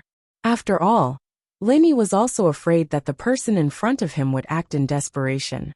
If he were to directly release the Supreme Elder of the Black Horse Society, it would be inexcusable. However, from the Great Elder's tone, Lin Yi had already guessed that the Great Elder of the Dark Horse Society was standing up for someone else. Otherwise, there was no way he wouldn't know who Su Shirhan was. Therefore, Lin Yi used this reason to let the Great Elder go. "Really? If I tell you, you will let me go?" The Great Elder of the Black Horse Society looked at Lin Yi and made a judgment in his heart. "I always keep my words." Lin Yi nodded and said, "I am from the Black Horse Society." The Great Elder of the Black Horse Association hesitated for a moment before replying, "I don't know who issued the mission. I'm only here to accept the mission. I'm the Great Elder of the Black Horse Association. I'm only responsible for solving problems that are difficult to solve. I'm not responsible for accepting missions." "Great recover pill." Lin Yi nodded. He didn't want to waste time. Su Shirhan and Cheng Yi were obviously in urgent need of treatment. "I didn't bring it, but you can think of it as the Black Horse Society owes you. You can come to the Black Horse Society anytime," the Great Elder said. "All right, you can go." Lin Yi go to the Black Horse Society to get it? Lin Yi wouldn't be crazy enough to go to the Black Horse Society to get it. Wasn't that the same as looking for death? It was fine to act tough here and scare the Great Elder. If he went to the Black Horse Society, it was very likely that he would be exposed. "Okay, I will send you on your way." The Great Elder of the Black Horse Society had a trace of a sinister smile on his face. He raised his finger and was about to hit Lin Yi. Lin Yi was extremely shocked. He didn't think that the Great Elder of the Black Horse Society would make a move just like that. A moment ago he was leaving, and the next moment he attacked. Could it be that he saw through the flaw? However, no matter what, Lin Yi could only brace himself and fight. The true energy bomb that was compressed by 90% burst out from Lin Yi's hand and hit the Great Elder. However, in order not to destroy the entire dormitory building, Lin Yi still limited the direction of the true energy bomb. He tried to make the angle of the bomb aimed at the direction of the window. This way, it would only hit the Great Elder of the Black Horse Society on the wall and explode outside the wall. It would not blow up the entire building, although there were no orphans living in this building, and the orphans had all moved to the larger dormitory buildings. This building was only for the managers. The current managers were only the old dean and Yu Xiaoka. But Lin Yi didn't want the money spent on building this building to go down the drain. However, what Lin Yi didn't expect was that before his majestic true energy bomb hit the Great Elder's body, he saw the Great Elder raise his hand. He didn't know what he did, but before the true energy bomb could explode, it was all absorbed into the Great Elder's finger and disappeared without a trace. It was as if Lin Yi didn't activate the true energy bomb at all.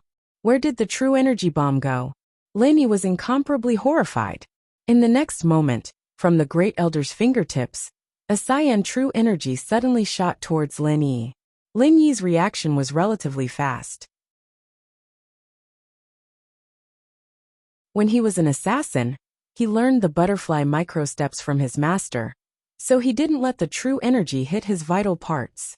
But even so, the true energy shot from the Great Elder's fingertips still penetrated Lin Yi's left shoulder, shooting a huge bloody hole in Lin Yi's left shoulder. Lin Yi's forehead was covered in cold sweat. It was too painful. He didn't even see what the Great Elder had done, and he was hit. No, he had to use his last life-saving trick. Lin Yi had no other choice. He directly took out the last inescapable net from the space of the jade pendant and covered the Great Elder. That inescapable net was taken out from Lin Yi's space of the jade pendant without any warning. Before the Great Elder could react, he was already wrapped up like a big rice dumpling, unable to move at all. Phew! Looking at the Great Elder of the Dark Horse Society who was covered, Lin Yi let out a long sigh of relief. He quickly activated the third level of the Art of Dragon Mastery to heal the injury on his left shoulder. As he healed, he looked at the Great Elder of the Dark Horse Society. Just now, did I make a mistake? Are you really Lin Yi? The Great Elder of the Dark Horse Society, who was covered by the inescapable net, didn't panic or fear. Instead, he asked very calmly,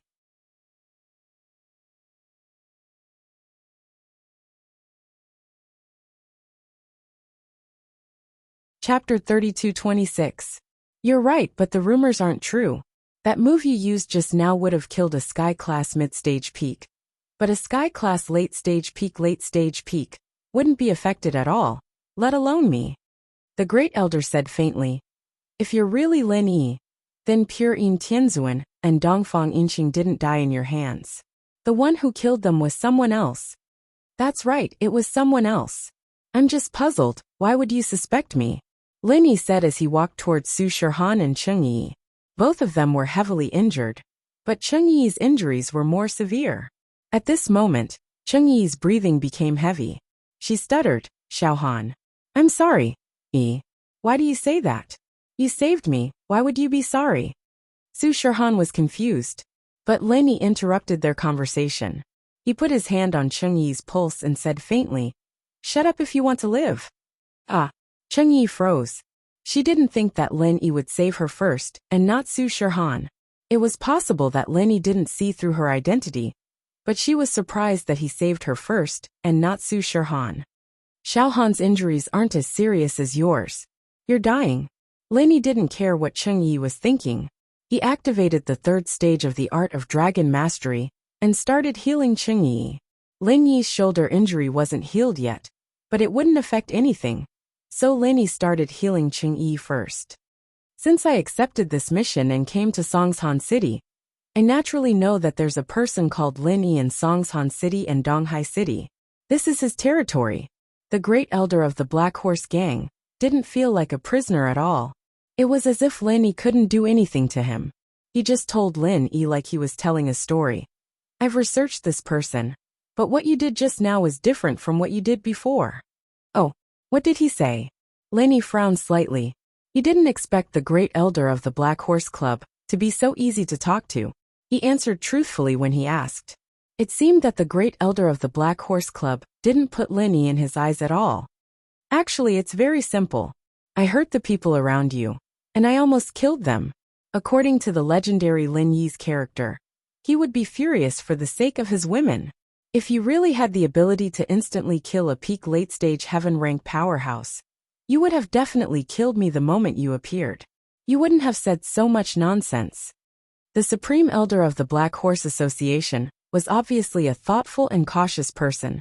He made his own judgment in an instant. Moreover, you actually agreed to let me go, and the conditions you proposed weren't particularly excessive. This is one of the suspicious points. It doesn't match your greedy personality. Lin Yi nodded.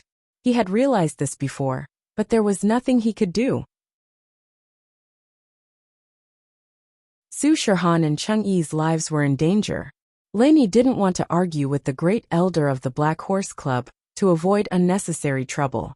However, this was only one of the suspicious points, not the most important one. The most important thing was that he was famous for his protective personality. He didn't expect the Great Elder of the Black Horse Club to see through him. The Great Elder didn't directly attack him the moment he entered the room. This was the biggest flaw. So you attacked me? Lin Yi nodded and asked. You're that confident?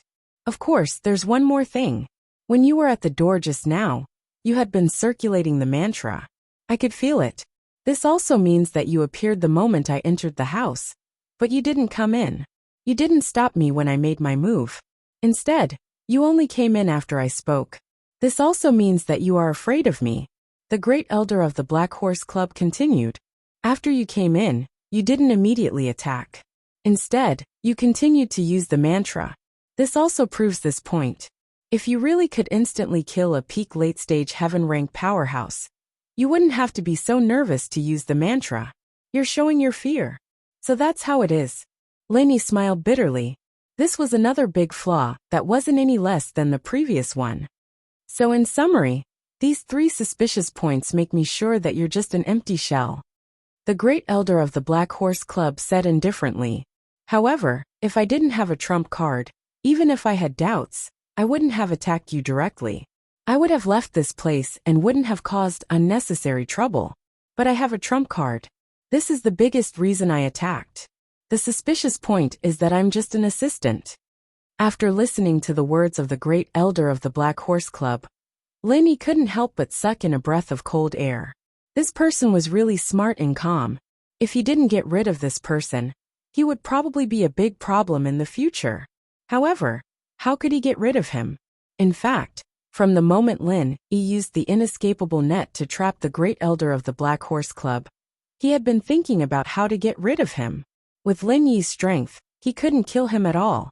Even if he was trapped by the inescapable net, he had true chi to protect his body.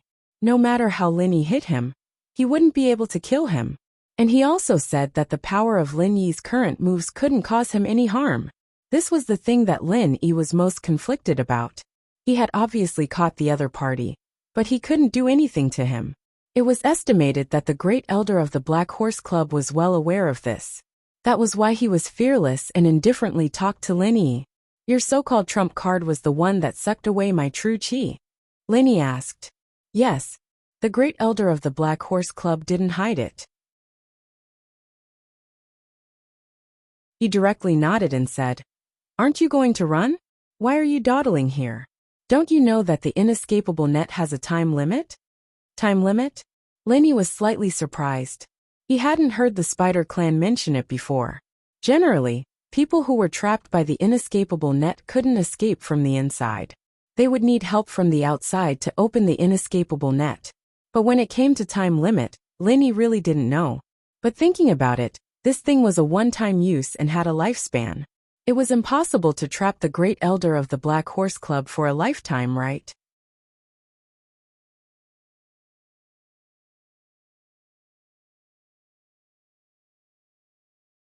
Chapter 32:27. Lin Yi's face was a little ugly, but what the Grand Elder said was the truth. Where could he run to? Unless he took Su Shirhan, Chung Yi, and the Dean to the West Star Village to take refuge. But there was still a big mess here. He couldn't just ignore it, right? How long does it last? Lin Yi asked with an ugly face. Looking at the quality of your inescapable net, it should last for a day, but if I struggle inside, it will only last a few hours. The Grand Elder said, It's just that I don't want to waste my effort. You can't do anything to me at all. Why should I waste my effort? It seems that you are quite confident. Lin Yi was a little helpless. Indeed, with his own strength, he couldn't do anything to the Grand Elder of the Black Horse Society. Even his underlings couldn't do anything. Even if a group of people attacked together, they wouldn't be able to cause any damage to the Grand Elder. After all, they weren't on the same level. Just like a group of ants couldn't shake an elephant, with one stomp of the elephant, the ants would die. However, Lin Yi's mind turned quickly, and he thought of a few people, but he didn't know if these people could help him. The people that Lin Yi knew, who could kill the Grand Elder of the Black Horse Society, were limited. Other than Old Lin and Air Gooden, who were far away in the West Star Village, there were a few people from the blood-clothed underworld sect. But distant water couldn't put out a nearby fire. Old Lin couldn't come, and even if Air Gooden came, it would take too long. So the people that Lin Yi could only ask for help were those from the blood-clothed underworld sect. Thinking of this, Lin Yi could only give it a try. He dialed the number left by the blood-clothed underworld sect's sinister ancestor to see if they could help him kill someone. They were an organization that accepted payment to kill people. If Lin Yi paid a certain price, he should be able to get their help, right? Mr. Lin, hello. When Ancestor Yin Sun saw that it was Lin Yi's number, he immediately answered. His words were very polite. Because of Lin Dongfang's existence, he didn't dare to be disrespectful to Lin Yi. However, he did not dare to go overboard. He could only put on a flattering expression and speak in a calm tone. Old ancestor Ian's son, can I ask you to help me kill someone? Linny asked. Originally, when the Supreme Elder of the Black Horse Club saw Lin Yi making a call, he didn't pay much attention. He also knew about Lin Yi's circle of friends. Although he had many underlings, the most powerful ones were only Feng Shipian and a few other ancient people. These people couldn't pose any threat to him, so he wasn't afraid at all. However, his heart skipped a beat when he heard old ancestor Eerie Wood's name. Isn't he from the blood-clothed Yellow Spring sect? Linny called them. What did this mean? Did he want to hire an assassin from the Yellow Spring sect to kill him? However, after thinking about it, the Supreme Elder of the Black Horse Club calmed down. Old ancestor Ian's son was just an expert at the peak of the late stage of heaven class. He hadn't reached the great perfection realm yet. Even if he came, he wouldn't be able to kill him with his true chi protection. And if he sent other underlings, then there was even less to worry about. The most worrying ones were the two peak of the late stage of heaven class, Old Ancestor Yellow Spring and Old Ancestor Blood Clothed. However, could these two old ancestors be invited by just anyone? These two old ancestors were existences at the same level as him. They wouldn't be interested in ordinary missions. Moreover, these big shots were very reserved. It was impossible for them to come out just because someone invited them. Moreover, the blood-clothed Yellow Spring sect was far from Songshan City. Even if the two peak of the late stage of heaven class, Old Ancestor Yellow Spring sect came out, by the time they arrived, he would have already escaped from the inescapable net. There was nothing to worry about. However, the Supreme Elder of the Black Horse Club was obviously an astute and cautious person. He wouldn't allow any deviation. Therefore, when Lin Yi made the call, he began to struggle in the inescapable net. He wanted to escape from the inescapable net as soon as possible, lest Lin Yi really hired an assassin to kill him. According to his estimation, he would struggle for about 3 hours to escape from the inescapable net. The blood-clothed Yellow Spring sect would need at least 7 to 8 hours to get here. Therefore, after weighing the pros and cons, he still wouldn't be in any danger. Oh, kill someone? Kill who? Mr. Lin wants to hire us, the blood-clothed Yellow Spring sect, to assassinate someone, right? Old Ancestor Ian's son was slightly stunned. He didn't expect Lin Yi to hire them to kill someone. However, in order to put on a good show, Old Ancestor Ian's son couldn't act too impatient.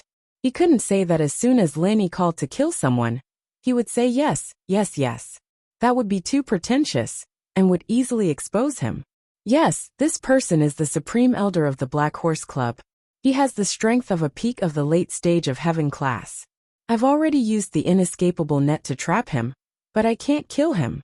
Your blood-clothed Yellow Spring sect just needs to get the blood-clothed ancestor and Old Ancestor Yellow Spring sect to join forces and kill him.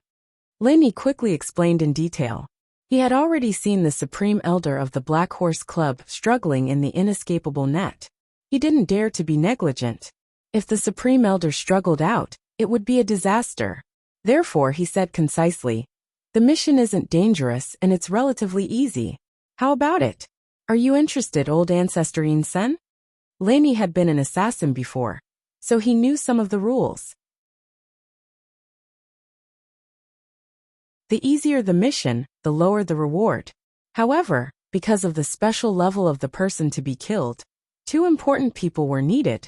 The reason why Lin Yi called the people from the blood-clothed Yellow Spring sect was because they were practitioners and could run quickly. Old Lin and Air Gooden could only take the train. In comparison, the people from the blood-clothed Yellow Spring sect could come faster. Ah, it's the Supreme Elder of the Black Horse Club. That's great. Mr. Lin, we were just wondering if we should accept this mission. You've really helped us a lot. Old Ancestor Ian Sen's heart skipped a beat when he heard that it was the Supreme Elder of the Black Horse Club. Cold sweat appeared on his forehead. Dereliction of duty. The 3 of them were stationed in Donghai City, researching Lin Yi's whereabouts, personality, and social circle. Naturally, they would pay more attention to the things happening around here. A peak of the late stage of heaven class appeared right under their noses. Naturally, they would pay attention to it. However, when they heard that the Supreme Elder of the Black Horse Club appeared to kill the old dean of an orphanage, they didn't pay much attention to it. After all, the Black Horse Club and the blood-clothed Yellow Spring sect were in the same industry. They were all on the same level, and there was no need to ruin their friendship over a small matter.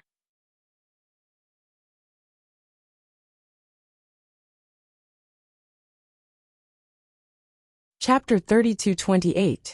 They hadn't investigated the relationship between the orphanage and Lin Yi, and they didn't know that the old dean was Su Shihan's mother. Therefore, they didn't care at all, and only treated the Black Horse Gang's Grand Elder as a passerby. However, after receiving Lin Yi's call, they realized that they were wrong, ridiculously wrong.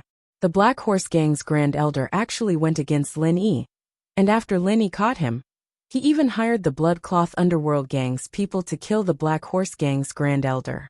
How much hatred did he have? What if Lin Yi didn't have an inescapable net? Wouldn't he be killed by this old thing? Thinking of this, Yin's Sun Ancestor was drenched in cold sweat. How could he dare to ask for a reward from Lin Yi?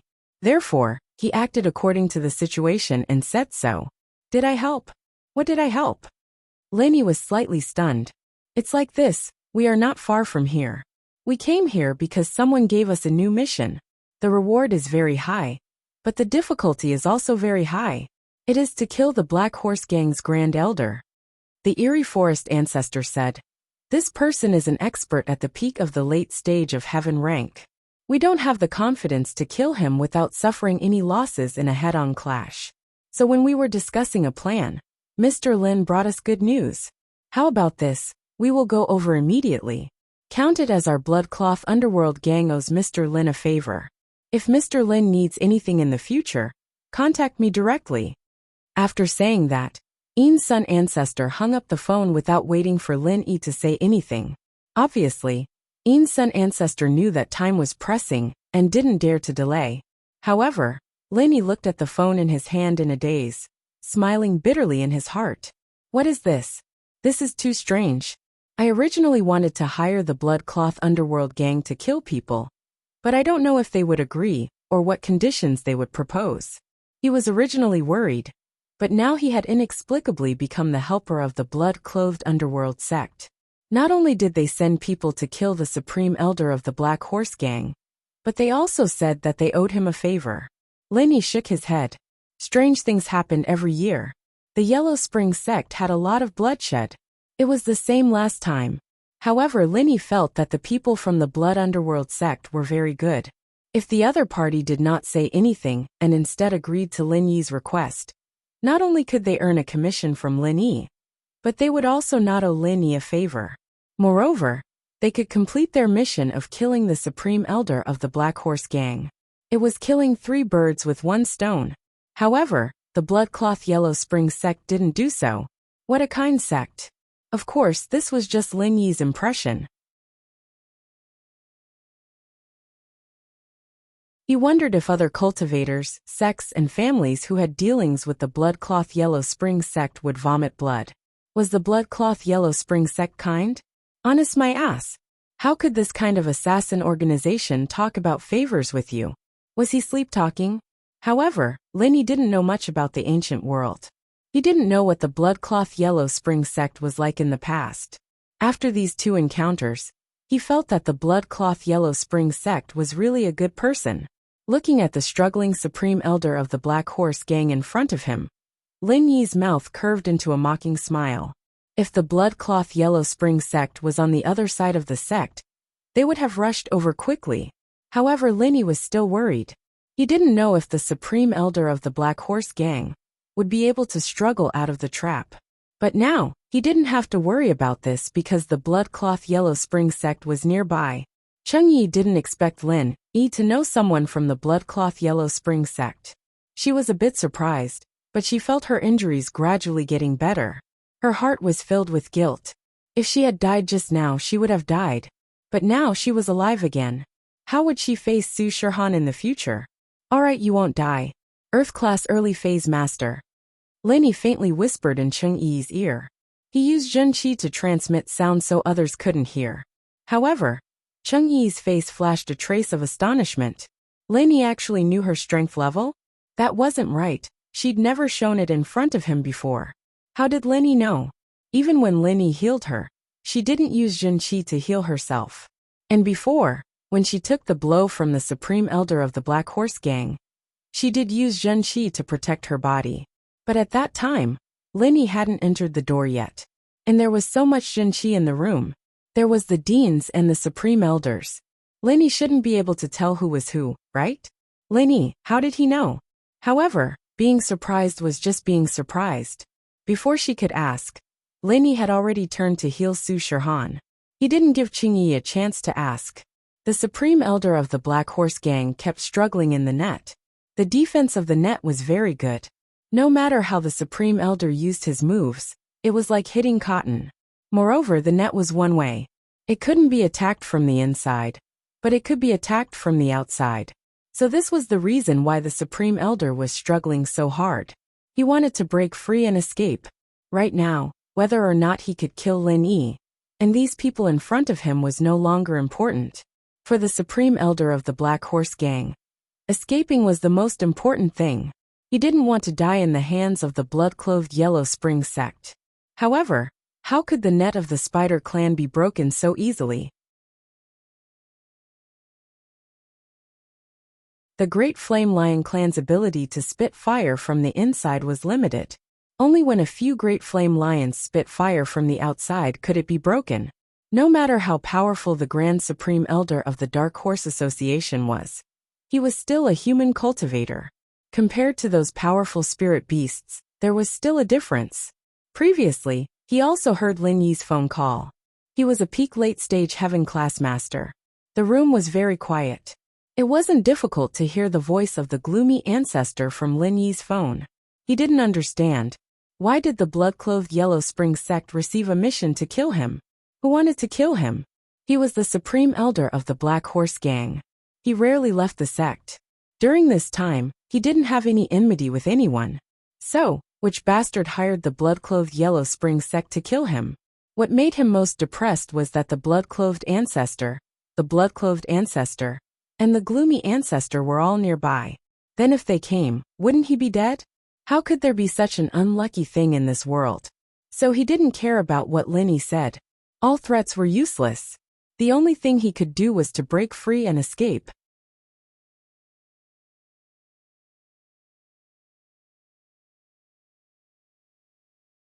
Chapter 32-29.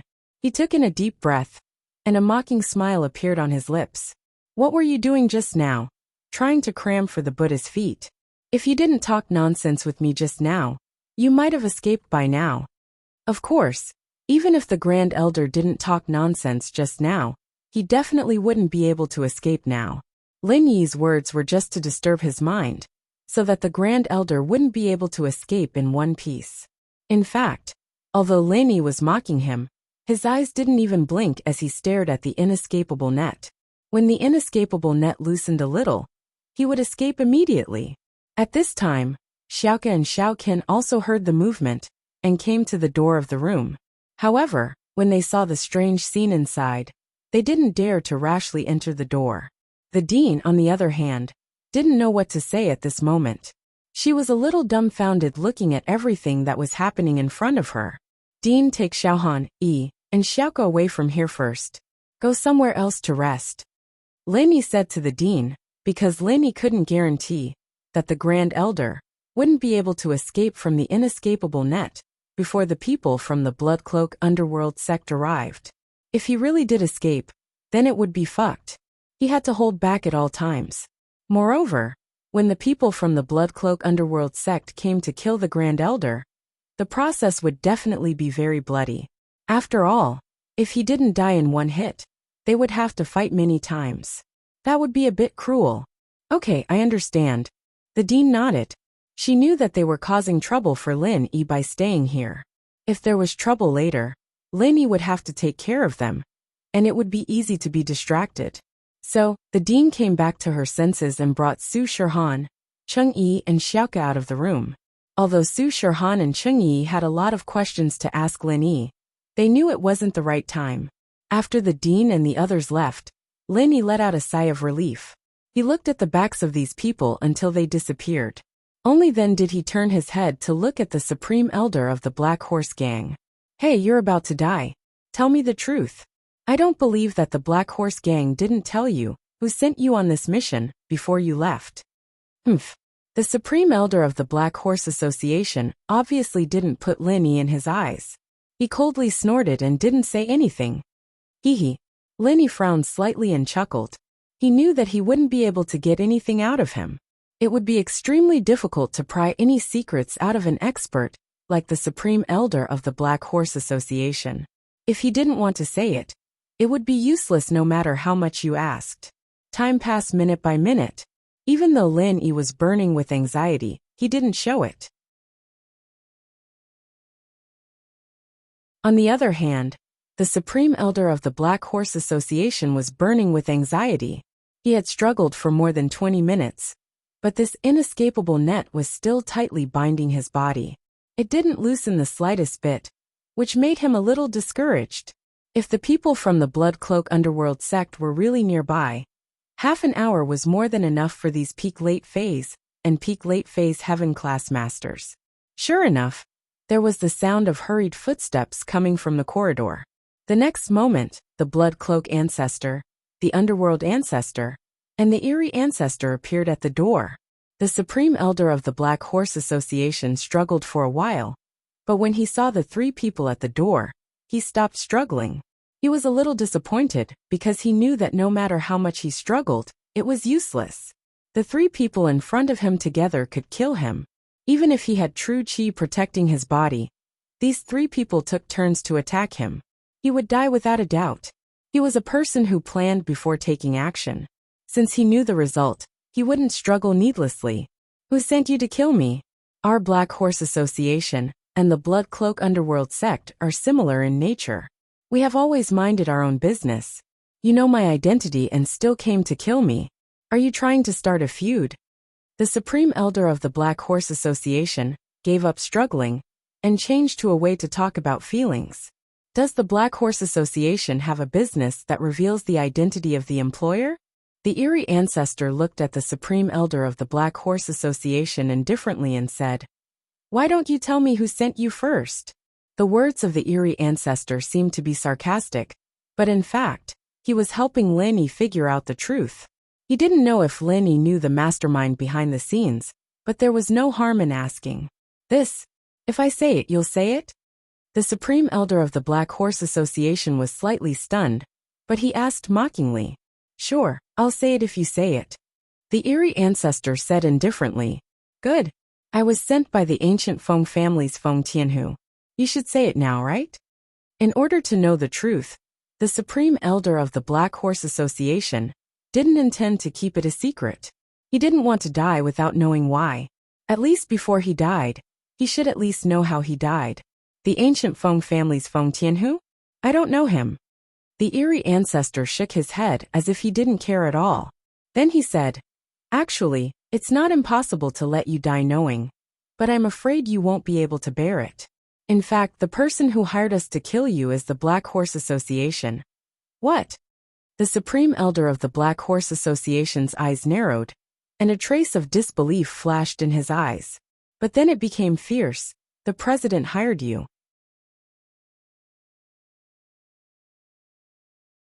The president that the Supreme Elder of the Black Horse Association mentioned was naturally the leader of the Black Horse Association. The leader had recently advanced to the peak late stage of heaven rank, which meant that his authority was no longer restricted by the Supreme Elder. He had become the real boss of the Black Horse Association. However, the Great Elder of the Black Horse Association had displayed some dissatisfaction and unnecessary respect for him before. And the other great elders had very well adjusted their attitudes. Perhaps this was the reason why he wanted to kill him? In fact, this wasn't a contradiction at all. Even if the president of the Black Horse Association had water in his head, it was impossible for him to spend a large sum of money to kill a fierce member of his own association. This kind of peak late-stage heaven rank expert was not common. How could he die so casually? But at this time, the Supreme Elder of the Black Horse Association believed it because he didn't doubt the words of the eerie ancestor. After all, the Bloodcloth Underworld sect was the same as the Black Horse Association. They were an organization that took money to eliminate disasters. It was impossible for the Bloodcloth Underworld sect to kill him for no reason, unless they had nothing better to do. So when the eerie ancestor said it, he used his rich imagination and blamed his death on the president.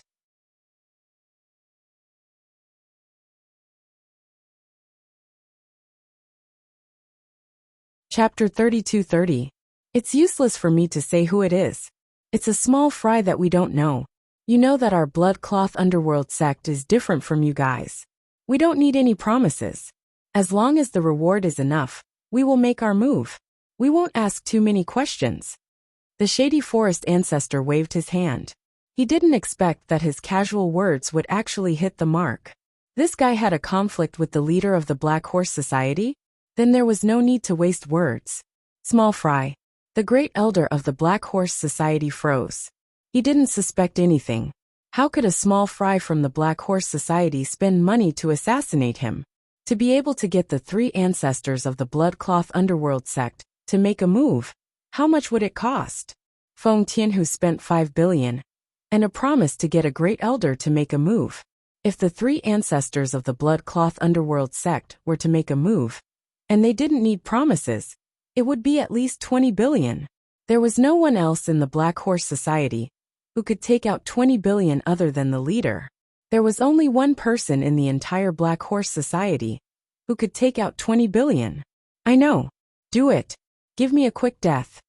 The great elder of the Black Horse Society sighed and gave up resisting. He didn't even use his chi to protect his body. He knew that even if he did, it was only a matter of time before he died. If the opponent hit him a few more times, he would still die. Since the outcome was already decided, there was no difference. He didn't have the mood to resist.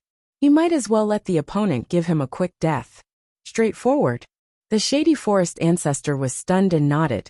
Without saying anything else, the Bloodcloth ancestor, the Yellow Spring ancestor, and the Shady Forest ancestor stepped forward and surrounded the great elder of the Black Horse Society. At the same time they started chanting. For a moment, the pressure of the chi in the room made Lin Yi feel like he couldn't breathe. Too strong. Lin Yi's own injuries hadn't healed yet. He just didn't have any life-threatening danger. So he quickly went to heal Qing Yi and Su Shihan. At this moment 2 peak late phase heaven class masters and 1 peak late phase heaven class master were chanting together. Lin Yi was so close that he almost couldn't hold it and spat out a mouthful of blood. Uffed. The great elder of the Black Horse Society looked at Lin Yi indifferently and shook his head. It seemed that the rumors were wrong. It seemed that Lin Yi was familiar with the Bloodcloth Underworld sect. Perhaps the 2 peak late phase heaven class masters were hired by Lin Yi to kill them. The grand elder of the Black Horse gang knew that Lin Yi was rich. That cauldron could be sold for hundreds of millions, even billions. It was more than enough to hire the Blood Cloak Underworld sect to kill people. He didn't know that Lin Yi donated to the orphanage. He thought that the money was Lin Yi's. However, even if he guessed this conclusion, he wouldn't be able to send out the message. He would die in the next moment. The pressure in the air made Lin Yi breathless. He quickly used the 3rd level of the Art of Dragon Mastery to resist it. Although Lin Yi knew that the chi pressure of these 3 people wasn't targeting Lin Yi was too close. He was affected. This was the so-called getting shot while lying down. The Shady Forest ancestor also noticed Lin Yi's situation. But he didn't care because they weren't targeting Lin Yi. Lin Yi could have left the room. Lin Yi didn't go out, which meant that he could still bear it. Naturally, they wouldn't worry. It was estimated that Lin Yi wanted to see the great elder of the Black Horse Society die with his own eyes. The Shady Forest ancestor and the others didn't dare to be careless. Although the great elder of the Black Horse Society had already said that he would give him a quick death, which meant that he was waiting for death. After all, this was the first time in their lives that they were about to kill an expert at the peak of the late stage of Heaven stage. They were a little nervous, afraid that something would go wrong. Therefore, they didn't make a move directly. Instead, they gathered their strength and prepared to use their strongest move at the same time, to directly send the great elder of the Black Horse Society away. The reason why Lin Yi didn't leave was not because he wanted to see the great elder of the Black Horse Society killed. There was no need to watch at all. There was no suspense at all. The great elder of the Black Horse Society was facing 2 experts at the peak of the late stage of Heaven stage, and 1 expert at the peak of the late stage. Needless to say, the great elder of the Black Horse Society had already given up resisting. Even if he didn't give up resisting, he would die without a doubt. While Lin Yi was circulating the mantra here, he actually felt a glimmer of an opportunity for a breakthrough in strength. Previously, when Lin Yi fought with the great elder of the Black Horse Society, he was always in a state of tension. This kind of struggle that exceeded the limits of his body brought Lin Yi physical overdraft, but it also brought an opportunity for his strength to improve a step further. However, the difference in strength between Lin Yi and the great elder of the Black Horse Society was too great. The two only exchanged 1 move, and Lin Yi had no choice but to use the inescapable net, or else he would definitely die. This made Lin Yi very depressed. He had clearly touched the edge of the barrier, and as long as he put in a little effort, he would definitely break through. However, it came to an abrupt stop at the critical moment. This made Lin Yi feel bitter, but unable to say it out loud.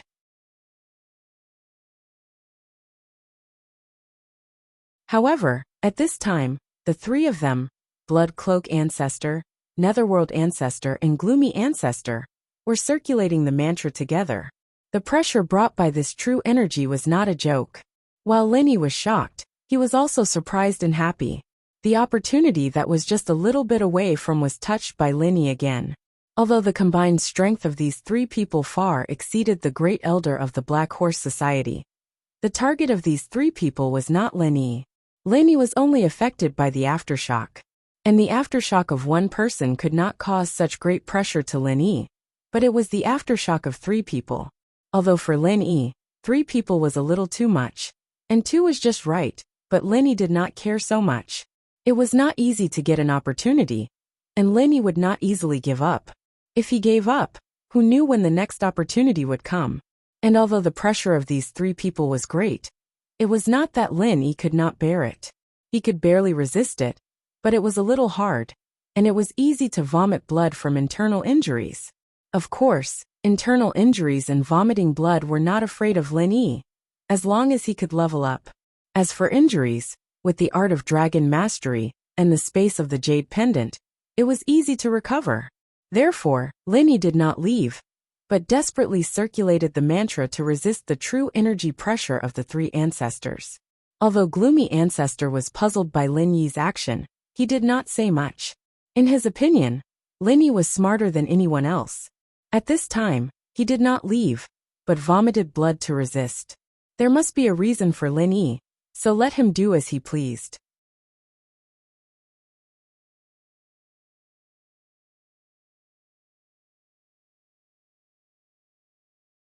Chapter 32-31. Under the command of the Blood Cloak Ancestor, the Netherworld Ancestor, and the Gloomy Ancestor also sped up the circulation of the mantra. At the same time, the true chi around their bodies also rose to a very powerful level. Pfft! Lin Yi spat out a mouthful of blood again. This kind of pressure squeezed the meridians in Lin Yi's body, as if they were paralyzed. However, the true chi in the meridians urged them to expand continuously. This pressure and expansion almost made Lin Yi's whole body explode, so he spat out a mouthful of blood. However, at this moment, the meridians in Lin Yi's body suddenly began to shake violently, and there was a loud bang in Lin Yi's whole body, like a flood bursting through a dam. The true chi in his body seemed to have broken through some barrier, and began to quickly cover every corner of Lin Yi's body. Breakthrough. Lin Yi took a deep breath, and did not dare to be negligent. He quickly circulated the art of dragon mastery to stabilize the true chi in his body, because he felt that there was an even greater pressure coming from behind. Although Lin Yi had just broken through and became an expert with the strength of the early stage of Heaven stage, the simultaneous attacks of the Blood Cloak Ancestor, the Netherworld Ancestor, and the Gloomy Ancestor were no joke. Lin Yi did not want to be tragically killed by the aftershocks of these 3 people's big moves just after his breakthrough. That would be as miserable as it could be. However, it was too late for Lin Yi to escape. All of this happened in the blink of an eye. The three elders made their moves, unleashing their ultimate skills at the Grand Elder of the Black Horse Society. Boom! Under this powerful blow, the Dark Horse Society's Great Elder closed his eyes peacefully, a trace of blood flowing from the corner of his mouth. Obviously, although he was dead, he was still an expert with the strength of the late stage of Heaven Stage Great Perfection. His body was not broken into pieces. On the other hand, Lin Yi was unlucky. He had just broken through.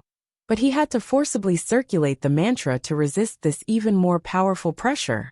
In an instant, Lin Yi's resistance was raised to the limit. He had no choice but to use his most powerful true qi to protect himself from the aftermath of this pressure. However, even so, Lin Yi's entire body was pushed out by the aftermath of this coercion. He flew directly out of the window, fell directly from upstairs to downstairs, and landed heavily on the cement floor, making a dull loud noise. Lin Yi was in a daze from the fall. His internal organs had shifted positions, and his bones and meridians were mostly damaged. If it was someone else, they would have died very quickly. The pressure of three peak late-stage heaven rank experts wasn't a joke, not to mention that two of them were perfection stage experts. However, even though Lin Yi was about to die, the corners of his mouth revealed a surprised and delighted smile. Lin Yi actually touched the barrier of heaven rank middle stage. How was this possible? Although Lin Yi didn't believe that he could stabilize the strength of the peak early stage heaven rank in an instant and touch the barrier of heaven rank middle stage, but that feeling in that instant could not be wrong. It was indeed the barrier of heaven rank middle stage. It turned out that the potential of a cultivator was limitless. When facing the powerful pressure of three top experts, Lin Yi successfully achieved transcendence and breakthrough. Not only did he stabilize his newly promoted strength in an instant, but he also accumulated true qi in an instant and touched the barrier of heaven rank middle stage. Although to advance to heaven rank middle stage still needed a period of time or an opportunity, he had already touched the barrier. Would it be any further to advance? Of course, only Lin Yi dared to use this method of transcendence and breakthrough. If it was any other cultivator, they would have died at this moment. Even if they transcended themselves, what was the use? This kind of injury could only be healed by Lin Yi himself. Even a recover pill would be useless. After the joy, Lin Yi quickly ran the third level of the art of dragon mastery and began to quickly repair his damaged body, meridians and bones. These were not a problem for Lin Yi. Lin Yi meditated on the concrete floor below the dormitory. However, Lin Yi was knocked out of the window by the pressure of true qi and fell downstairs, which shocked the Blood Cloak Ancestor, the Underworld Ancestor, and the Gloomy Ancestor. Oh my god, I just wanted to kill the Great Elder of the Black Horse Gang in one move, but I ignored Lin Yi. Now that Lin Yi was killed, their death was probably coming soon. Could Lin Dongfang spare them? Could Yang Ming let them go? If either one of them came, these three would have to bear the consequences. Let's see how Master Lin Yi is. The Gloomy Ancestor reacted the fastest. He couldn't care less about the body of the Black Horse Gang's Great Elder. He jumped directly from the window, and the Blood Cloak Ancestor and the Underworld Ancestor followed closely. They were also nervous. Originally, they came to curry favor, but now they didn't do it properly. Lin Yi was killed. This was bad luck. However, Elder Yin's son heaved a sigh of relief when he saw Lin Yi meditating downstairs, breathing evenly. He could feel that Lin Yi was running the mantra, and his strength had just broken through to the peak of the early stage of Heaven Stage. It seemed that Lin Yi was fine. What the Gloomy Ancestor could feel, the Blood Cloak Ancestor and the Underworld Ancestor could also feel. So these three simply became Lin Yi's protectors. They stationed themselves beside Lin Yi and waited for Lin Yi to return to reality from the state of meditation.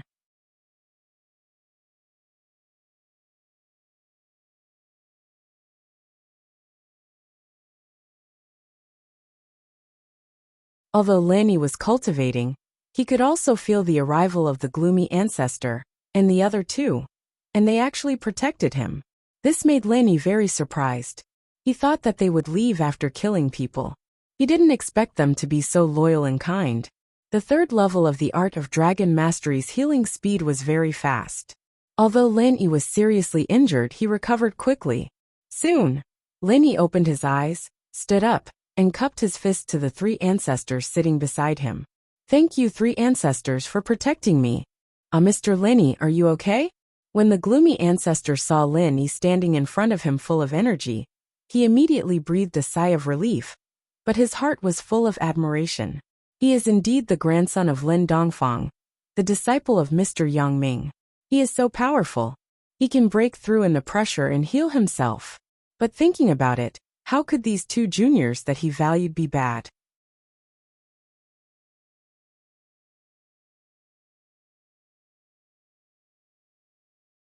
Chapter 32. Haha, there's no need to thank us. We didn't do anything. Inson waved his hand. On the other hand, Mr. Lin Yi, you're amazing. This is the first time I've seen someone level up like this. You flatter me. Lin Yi saw that Inson ancestor wasn't curious at all. Weren't they curious? But when he thought of their identity as assassins, he understood. Assassins usually wouldn't ask about things that had nothing to do with them. Why would they ask so much for money? Curiosity killed the cat. This time, we have to thank Mr. Lin Yi. If you didn't use the net to trap this old thing, we wouldn't have dared to make a move. You saved us a lot of trouble this time. We didn't have to do anything, and completed the mission. Inson ancestor said. Let's go up and take a look. Okay. I just happened to be there. I have to thank the three of you for helping. Otherwise, I wouldn't have been able to deal with him. Although they said so, Lin Yi had to be polite. After all, they were helping each other. Although Lin Yi felt that the Bloodcloak Underworld sect was very loyal, he didn't dare to go too far. After all, they didn't owe him anything. They were businessmen. It was already very good that they could do this. The four went up together. At this time, they saw the old dean, Su Shihan, Cheng Yi, Xiaoke, and Xiao Qin at the entrance of the dormitory. Obviously, they saw Lin Yi meditating on the ground, but they didn't go over to disturb him. After the three ancestors of the Bloodcloak Underworld sect appeared, they didn't need to disturb him. They just stood far away and watched Lin Yi quietly. Seeing that Lin Yi seemed to be fine, the old dean and the others breathed a sigh of relief. Su Shihan and Cheng Yi's eyes flashed with excitement and relief, but Xiaoke's mood was very complicated. In fact, Lin Yi's death was a good thing for Xiaoke. She didn't need to worry about Lin Yi pestering her in the future, and she didn't need to worry about any obstacles between her and the male thief. But Xiaoke didn't want anything to happen to Lin Yi. Although she didn't like Lin Yi, she knew that Lin Yi was a good person, and Lin Yi died trying to save the dean. Xiaoke wouldn't be happy for the rest of her life. She even thought that she might be a widow for him. Since she made a promise, she had to do it. She didn't think that she was a good girl, but she wasn't someone who went back on her words. Xiaoke let out a sigh of relief when she saw that he was fine. This guy was pretty strong. What a lucky guy. Lin Yi, are you alright? Su Shihan couldn't help but ask when she saw Lin Yi walking over. Her eyes were shining with deep concern. She didn't hide it at all. Su Shihan had been with Lin Yi every day, and Lin Yi had saved her many times. It was impossible to say that she didn't have feelings for Lin Yi. Su Shihan had already given her heart to him, and now that she found her mother, she didn't have to worry too much anymore. The reason she became a celebrity was to find her mother. Now that she had found her mother, she started to think about retreating. She didn't care about the gossip anymore. She liked Lin Yi, and that was it. There was no need to hide it. But Su Shihan didn't know if she still had a chance. Thinking about it, she felt like a failure. She was a star, but Lin Yi never treated her like one. In Lin Yi's mind, she was just a normal friend, right? Lin Yi, thank you. Cheng Yi looked at Lin Yi guiltily. She didn't know what to say.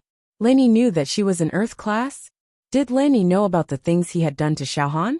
Did he know? Didn't he know? Cheng Yi didn't know, but she felt bad in her heart.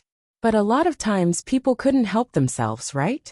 Lin Yi nodded, but his eyes didn't stay on Cheng Yi for long. He didn't want Su Shihan to notice anything. He planned to talk to Cheng Yi when there was no one else around. So he turned to the dean and said, Dean, it's okay, take them to rest. This great elder of the Black Horse Gang was found by Feng Tianhu from the ancient Feng family. I don't think I need to say why he looked for you. As for Feng Tianhu, I will find him. But I hope that everyone can keep the details of what happened tonight a secret. Although Lin Yi didn't say it clearly, everyone knew what Lin Yi was talking about. It was Lin Yi's true strength. The rumor that Lin Yi could kill a heaven-class late-phase peak was just a rumor. Lin Yi wasn't that powerful. If it wasn't for the Blood Cloak Yellow Spring sect, Lin Yi really wouldn't be able to do anything. I understand. O.L. Amos nodded solemnly. We won't say anything, right, Xiaohan? Yes. Su Shihan nodded. Then we'll go upstairs and take care of the corpses. We'll talk about the rest tomorrow, okay? Lin Yi nodded and said to the dean.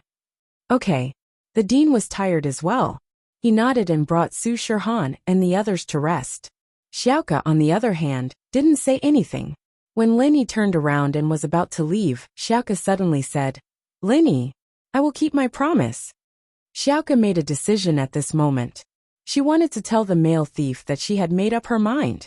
Lin Yi was a good person, and Xiaoke didn't want to cheat his feelings anymore. What? Lin Yi paused. He knew the answer, but he still asked. No. Nothing. Xiaoke was a little discouraged. Did Lin Yi really not hear what she said? Lin Yi, Blood Cloak Ancestor, Yellow Spring Ancestor, and Insun Ancestor went upstairs and arrived at the door of the broken room. The body of the Black Horse Gang's Grand Elder was lying quietly in the room. This was a hero of his generation, a top-level practitioner. It was a pity that he died here. Net of heaven and earth. Too bad it's a one-time use. I can't use it again. Lin Yi looked at the net of heaven and earth on the Grand Elder and sighed. It was a pity. But this guy has a good treasure.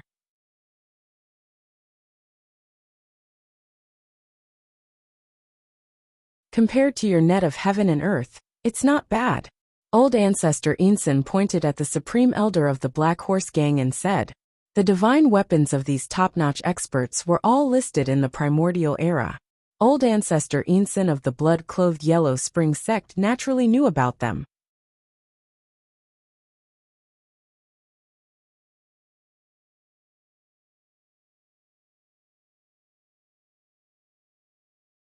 Chapter 32-33. At that time, Lin Yi was a little puzzled. Even if his attack was ineffective against him, it was impossible for him to just disappear, right? Even if I can't kill him, I can at least make him stagger, right? However, after the Qi bomb was released, there was no sound at all. My Qi bomb is gone just like that. However, later, the Supreme Elder of the Dark Horse Gang said that he had a trump card, but he did not tell Lin Yi what it was. Could it be the treasure that Gloomy Forest Ancestor mentioned? Is it his trump card? Thinking of this, Lin Yi's heart moved, and he quickly asked, Gloomy Forest Ancestor, what treasure is it? This thing is called a Qi ring. With that, Gloomy Forest Ancestor took an inconspicuous black ring from the Supreme Elder of the Dark Horse Gang's hand, raised it to Lin Yi, and said, this thing can absorb the enemy's Qi attack and store it in this ring. Then when you want to release it, you can turn the Qi inside into a move and release it. Moreover, the absorbed power is stronger than before. Ah! Lin Yi looked at the ring in front of him in shock. No wonder. It seems that my Qi bomb was absorbed by this thing. And the Supreme Elder of the Dark Horse Gang casually pointed, and the Qi was released and hit my body. No wonder it was so strong. Under the situation where I dodged the Qi protection, it could still blow a hole in half of my arm. This power is even stronger than the power I released before. However, this is a good thing. At a critical moment when facing the enemy, not only can it save my life, but it can also be used to fight back. It is really a rare good thing. Of course, although Lin Yi thought that this thing is good, he did not have any thoughts of taking it for himself. After all, the three people in front of him are top experts, and they are also his saviors. They have a good relationship with him. So it is impossible for Lin Yi to take away their love. However, what Lin Yi did not expect was that after taking the Qi ring, Blood Cloak Ancestor directly handed it to Lin Yi and said, this thing is for you. The Blood Cloak Underworld sect does not like to owe others too many favors. Last time, Dongfang Yinxing and Pure Yin Heavenly Master already owed you a favor. Including this time, There are 2 in total. How about I return one to you first? This tone was asking, but how could Lenny dare to refuse? Putting aside the fact that this was a great thing, he wouldn't mind even if he got a piece of trash to return the favor. After all, no matter what, the Blood Cloak Underworld sect helped him twice. Even if they did not tell him that they had a mission, it would be normal for him to owe them a favor. Not to mention, they would tell him the truth. Therefore, Lenny was pleasantly surprised. He took the chi ring and said, "This thing is a bit too valuable, isn't it?" It wasn't that Lenny was being polite, but the truth was that he didn't think that the favor he owed them was worth a sky-class weapon like this. Although this weapon seemed to be a support-type weapon, its value wasn't to be underestimated. Back when he exchanged with Shuegu, it could be seen how valuable a heaven-grade weapon was. Therefore, Lenny did not want to take advantage of the Blood Cloak Underworld sect. Since it's a favor, then there's no need to care about the value of the item. A favor is worthless. Blood Cloak Ancestor waved his hand and said, "So it's settled." Lenny pondered for a moment, and then made a decision. He took out the gale-chasing lightning boots from the space in the jade pendant, and placed it in front of Blood Cloak Ancestor. "Blood Cloak Ancestor, it's not good for me to take advantage of you. This is a pair of gale-chasing lightning boots. I believe you are familiar with it, because it belongs to the Blood Cloak Underworld sect. I will now return it to its original owner." To be honest, the gale-chasing lightning boots were also a good item, but it was snatched from the Blood Cloak Underworld sect. Moreover, Lenny did not know how to use it, so it was useless to keep it. It was impossible for him to ask the Blood Cloak Underworld sect how to use it. This item originally belonged to them. How could Lenny ask them how to use it? Wasn't this the same as slapping his face? It was a bit too much to ask them how to use it after snatching it. Especially since Lin Yi had a good relationship with the Blood Cloak Underworld sect, it was even more inappropriate to ask. Now was a suitable opportunity to return it to the Blood Cloak Underworld sect. Lenny would not feel that he owed the Blood Cloak Underworld sect too much. However, to Lin Yi's surprise, Blood Cloak Ancestor glanced at the gale-chasing lightning boots and said, "Oh, since it's your loot, it's yours. In-sun, make a copy of the chant and give it to Mr. Lin Yi." Lin Yi was completely dumbfounded. These people from Bloodcloak Yellow Spring were too kind, weren't they? Or could it be that they were too sentimental? They didn't even want to return it to them? Why did Lin Yi feel like he was dreaming? Looking at Lin Yi's stunned expression, Bloodcloak Ancestor did not know what to say. The two ancestors did not know much about the ways of the world. Wasn't this a bit too direct? This was obviously siding with Lin Yi. How could Lin Yi not overthink it? However, Bloodcloak Ancestor was a slick person after all. He quickly found a reason to explain. "Mr. Lin Yi, you don't have to think too much. This is how it is in ancient times. If you try to kill someone, but fail and get killed, the things on your body will naturally belong to them. This is the rule of ancient times. We have no reason to ask for it. It's unreasonable." In fact, what Bloodcloak Ancestor said was the truth. However, the truth was that only the ordinary ancient sects followed this rule. The powerful ancient sects would not abide by it. They would still take revenge. However, there was no need to tell this to Lin Yi. Therefore, Bloodcloak Ancestor only explained it this way. His purpose was to make Lin Yi feel that it was natural. "So that's how it is." Lin Yi nodded. "In that case, I'll accept it. No matter what, I still have to thank everyone. We're helping each other." Bloodcloak Ancestor waved his hand. The chant to use the gale-chasing lightning boots had already been written down. This thing was not complicated, and there were only a few chants.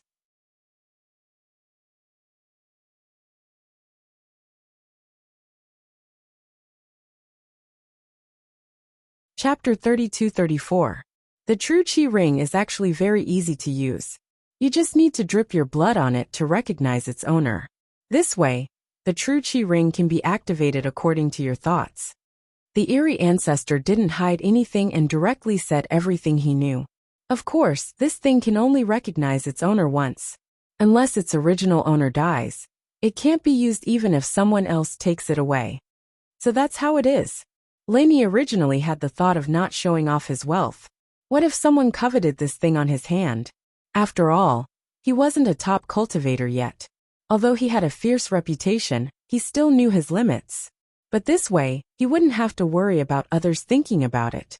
If they wanted to take the ring, they would have to kill him first. Laney wasn't afraid of others threatening him with other conditions and forcefully taking the ring. Yes, Mr. Lin, we will take the corpse of the Dark Horse Association's Supreme Elder first. Same as before, please keep it a secret for us. This mission is carried out in secret, and the person who hired us is also from the Dark Horse Association. He naturally doesn't want this matter to be exposed. It wouldn't be good for him. The eerie ancestor said. So we can only put this responsibility on Mr. Lin Yi's head. This person was killed by you. I understand. Lin Yi nodded. This was the result he wanted to see, and he didn't doubt the words of the blood-clothed underworld sect's eerie ancestor. After all, it would be a huge scandal if the sect's president hired someone to kill the Supreme Elder. Naturally, it would be better to keep it a secret. After saying that, the eerie ancestor didn't say anything else. He picked up the corpse of the Dark Horse Association's Supreme Elder and disappeared into the boundless night along with the blood-clothed ancestor and the underworld ancestor. Laney bitterly smiled and shook his head. He returned to his room and continued to cultivate. Laney had just touched the barrier of the mid-heaven rank, so he had to work hard. If he broke through to the mid-heaven rank in one fell swoop, then Laney might truly have the ability to instantly kill a peak late heaven rank powerhouse. There would be no need for rumors. On the other floor of the dormitory, the dean and Su Shirhan stayed in the same room. After such a storm, the mother and daughter must have a lot to talk about. Cheng Yi, on the other hand, stayed in a room by herself. Although Laney had healed most of the injuries on her body, there were still some superficial injuries that hadn't been healed. Therefore, Cheng Yi was still in pain. However, she couldn't care less about the pain now. Her heart was full of suffering. He didn't know how to face Lin Yi and Su Shirhan in the future. She wanted to come clean with Su Shirhan, but she didn't have the chance. Su Shirhan was always with the dean. She didn't give Cheng Yi a chance to be alone. Just when Cheng Yi was hesitating, her phone rang. Cheng Yi picked up the phone and looked at the caller ID. She couldn't help but sigh deeply. However, she still picked up the phone. Boss. The person that Cheng Yi called boss was Feng Tianhu from the ancient Feng family. It turned out that Cheng Yi was actually a spy that he placed beside Su Shirhan. In other words, Cheng Yi was also a tool that Feng Tianhu used to make money in the secular world. How is it? Is that old woman dead? Feng Tianhu had actually received Cheng Yi's text message earlier. Tonight, Su Shirhan decided to stay at the orphanage. Laney also stayed there. This made Feng Tianhu feel uneasy. Laney actually stayed here? How could the great elder of the Black Horse Gang do it? But Cheng Yi tried to persuade them, but they didn't listen. Feng Tianhu couldn't do anything. And what Feng Tianhu was most afraid of was that the great elder of the Black Horse Gang would die here. But thinking about it, the great elder of the Black Horse Gang was a peak late-stage heaven-class master. Laney could instantly kill a peak late-stage heaven-class master. But he might not be able to beat a peak late-stage heaven-class master. After all, they were two different levels. The difference was quite big. Feng Tianhu didn't think that Laney had the ability to do it. Because if Laney really had the ability, then wouldn't he just kill his way to the ancient Feng family and stir up trouble in the ancient world? No, that assassin is dead. Cheng Yi took a deep breath and said, What? Feng Tianhu was shocked. What he was afraid of really happened. He couldn't believe his ears. What did you say? The Supreme Elder of the Black Horse Group, an esteemed peak late-stage heaven-rank great perfection expert, actually died? How did he die? How else could he die? Cheng Yi's heart moved. Her face showed a determined expression, but her tone was a bit helpless. I don't know how he died. Su Shirhan the dean and I all ran away. Only Lin Yi and the great elder of the Black Horse Gang were left in the room. Only the two of them? Lin Yi killed him? Feng Tianhu's eyelids twitched. Although he had already guessed this possibility, after confirming it, he still couldn't help but be afraid and disappointed. Heavens! Could Lin Yi really kill a peak late phase sky class practitioner who was as strong as an atomic bomb on the ground? That was too powerful, right? I don't know. Maybe. Cheng Yi didn't say too much, but her words made it clear that it was Lin Yi who killed him. Feng Tianhu naturally thought so too. Then that idiot from the Black Horse gang didn't reveal my identity, right? Lin Yi doesn't know that I'm the one who found him, right? After Feng Tianhu's disbelief, he was deeply afraid. Lin Yi could even kill a peak late-stage heaven class master. Killing Feng Tianhu was as easy as flipping his hand. What should he do? Feng Tianhu regretted it a little. Being impulsive was the devil. He shouldn't have tried to touch anyone related to Lin Yi. No matter what, the dean was still Su Shihan's mother. If Lin Yi interfered, he wouldn't be able to live a good life. Now Lin Yi didn't know. If he knew, then he definitely wouldn't let him go. Wasn't he looking for death? I'm not sure because I wasn't there. Han and I were both injured. It was Lin Yi who helped me heal, and then we came out. Cheng Yi said.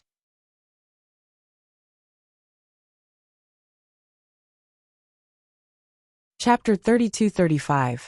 Feng Tianhu was panicking. If Lin Yi found out that he was the mastermind, Lin Yi would definitely find him for provoking Lin Yi again and again. So, Feng Tianhu was prepared to run. How can I ask? Cheng Yi didn't want to work for Feng Tianhu anymore. She already felt sorry for Su Shihan. Naturally, she didn't want to listen to Feng Tianhu anymore. Originally, she thought that Feng Tianhu was a very powerful person.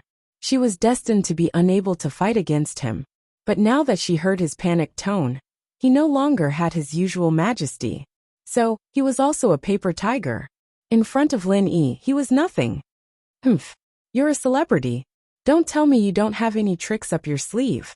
Lin Yi has so many beautiful women around him. Don't tell me you don't know why he's trying so hard to protect Su Shihan. I'm also a man. I know this. Go to his room tonight. I don't care what you do, but you have to give me a definite answer. See if he knows about me. Most importantly, see if he has any plans to deal with me. Feng Tianhu ordered. Cheng Yi, I'm warning you. Don't think you can get away with it. Once you're done with this, I'll show you your brother's recent photos. If you don't do it well, don't even think about seeing your brother for the rest of your life. Do you hear me? Okay. Cheng Yi nodded helplessly inside. Her brother was a hostage in Feng Tianhu's hands. What could she do? She and her brother were orphans that Feng Tianhu adopted since young. Feng Tianhu used the excuse of training her brother. She didn't know where he sent her brother, and made her a celebrity to earn money for him. Cheng Yi was worried about her brother's safety. She had no choice but to let Feng Tianhu do whatever he wanted. I'm telling you. Don't play tricks. Don't think that I'm afraid of Lin Yi. Let me tell you, if I'm done for, your brother won't have a good life either. Feng Tianhu threatened. He was really afraid that Cheng Yi would run away. After all, Lin Yi's strength was too terrifying. Anyone would be afraid of going against Lin Yi. I understand, boss. Cheng Yi quickly said. It's good that you know. Feng Tianhu snorted and hung up the phone. Cheng Yi looked at her phone and couldn't help but sigh. However, Cheng Yi had already made a decision. There was no turning back. She knew that she couldn't retreat this time. She couldn't make the same mistake again. As long as he could get Lin Yi's help, it was not impossible to force Feng Tianhu to hand over his brother. Of course, the premise was that Lin Yi forgave her for all the wrong things she did to Su Shihan. Gritting her teeth, Cheng Yi resolutely walked to the door, quietly went upstairs, and walked to Lin Yi's room. Cheng Yi was an Earth-class early-phase master. Although the dean was an Earth-class late-phase peak, he had just leveled up. Cheng Yi was good at disguising herself. It was easy to fool the dean. But it was impossible to hide it from Lin Yi. Someone was coming upstairs, and Lin Yi noticed it while he was in his training mode. He wasn't too nervous, and judging from the footsteps, it should be Cheng Yi. Lin Yi could recognize Cheng Yi's voice after spending so much time with her. It seemed that this girl wanted to be honest with him. Lin Yi shook his head. He didn't kill Cheng Yi and instead saved her. It was all because she blocked an attack for Su Shihan. From this, it could be seen that Cheng Yi wasn't a bad person. Maybe she regretted it, or maybe she had her own difficulties. Cheng Yi came to the door of Lin Yi's room. She took a deep breath, gritted her teeth, and slowly unbuttoned her pajamas. The pajamas fell to the ground, revealing her healthy wheat-colored skin. Although this skin color looked a little dark, it was a relatively popular color nowadays. It looked sexier and healthier, and Changyi had always walked this route. Because she was a cultivator, her body was very good, and her skin was firmer and more supple than Su Shirhan's. This was a body that could make men go crazy for it. Although Changyi didn't think that Lin Yi was a pervert, but after thinking about it, the only thing that could make Lin Yi forgive her was this body. Luckily, it was a pure body. Otherwise, why would Lin Yi ask Feng Tianhu for her? Why would Lin Yi listen to a spy like her? Lin Yi's door wasn't locked, so Changyi pushed the door open and walked in. The moment Changyi walked in, Lin Yi opened his eyes and returned to reality from his training state. However, when he saw Changyi without any clothes on, he was startled. However, the beautiful scene in front of him made his heart beat faster. It was undeniable that among the girls Lin Yi knew, Changyi was the first. She was full of wild beauty, but Lin Yi was a strong-willed person. Although he was still a bit lustful, he could control himself and not let himself get lost. Changyi, what do you mean? Lin Yi frowned and asked indifferently. Lin Yi, want me? Changyi didn't explain to Lin Yi. She went up and hugged Lin Yi, squeezing her body into Lin Yi's embrace. Lin Yi's shirt had a hole in it from the battle, and there was quite a bit of blood on it. So when he was training, Lin Yi just took it off. His upper body was bare. Practitioners weren't that cold anyway. Changyi was sticking to him naked, rubbing her breasts against Lin Yi's chest. It made Lin Yi's mouth go dry, but Lin Yi was still very calm. Changyi was a beauty, and pushing her down would be a great achievement. But Lin Yi didn't have any relationship with her. He had Xiao Xiao, the Miss, and Shu at home, and he didn't push her down yet. Pushing Changyi first? Lin Yi wasn't that careless. If it were the Miss, Shu, Wang Xinyan, or Xiao Xiao, Lin Yi would have pushed the boat with the current. Even if it was Han Jingjing Lingshan or Sun Jingyi. But Changyi, there was no relationship at all. And Changyi was clearly a spy. Lin Yi didn't even know what her goal was.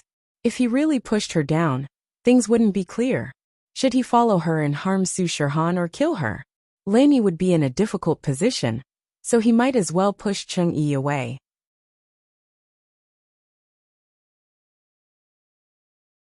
Chapter 32-36.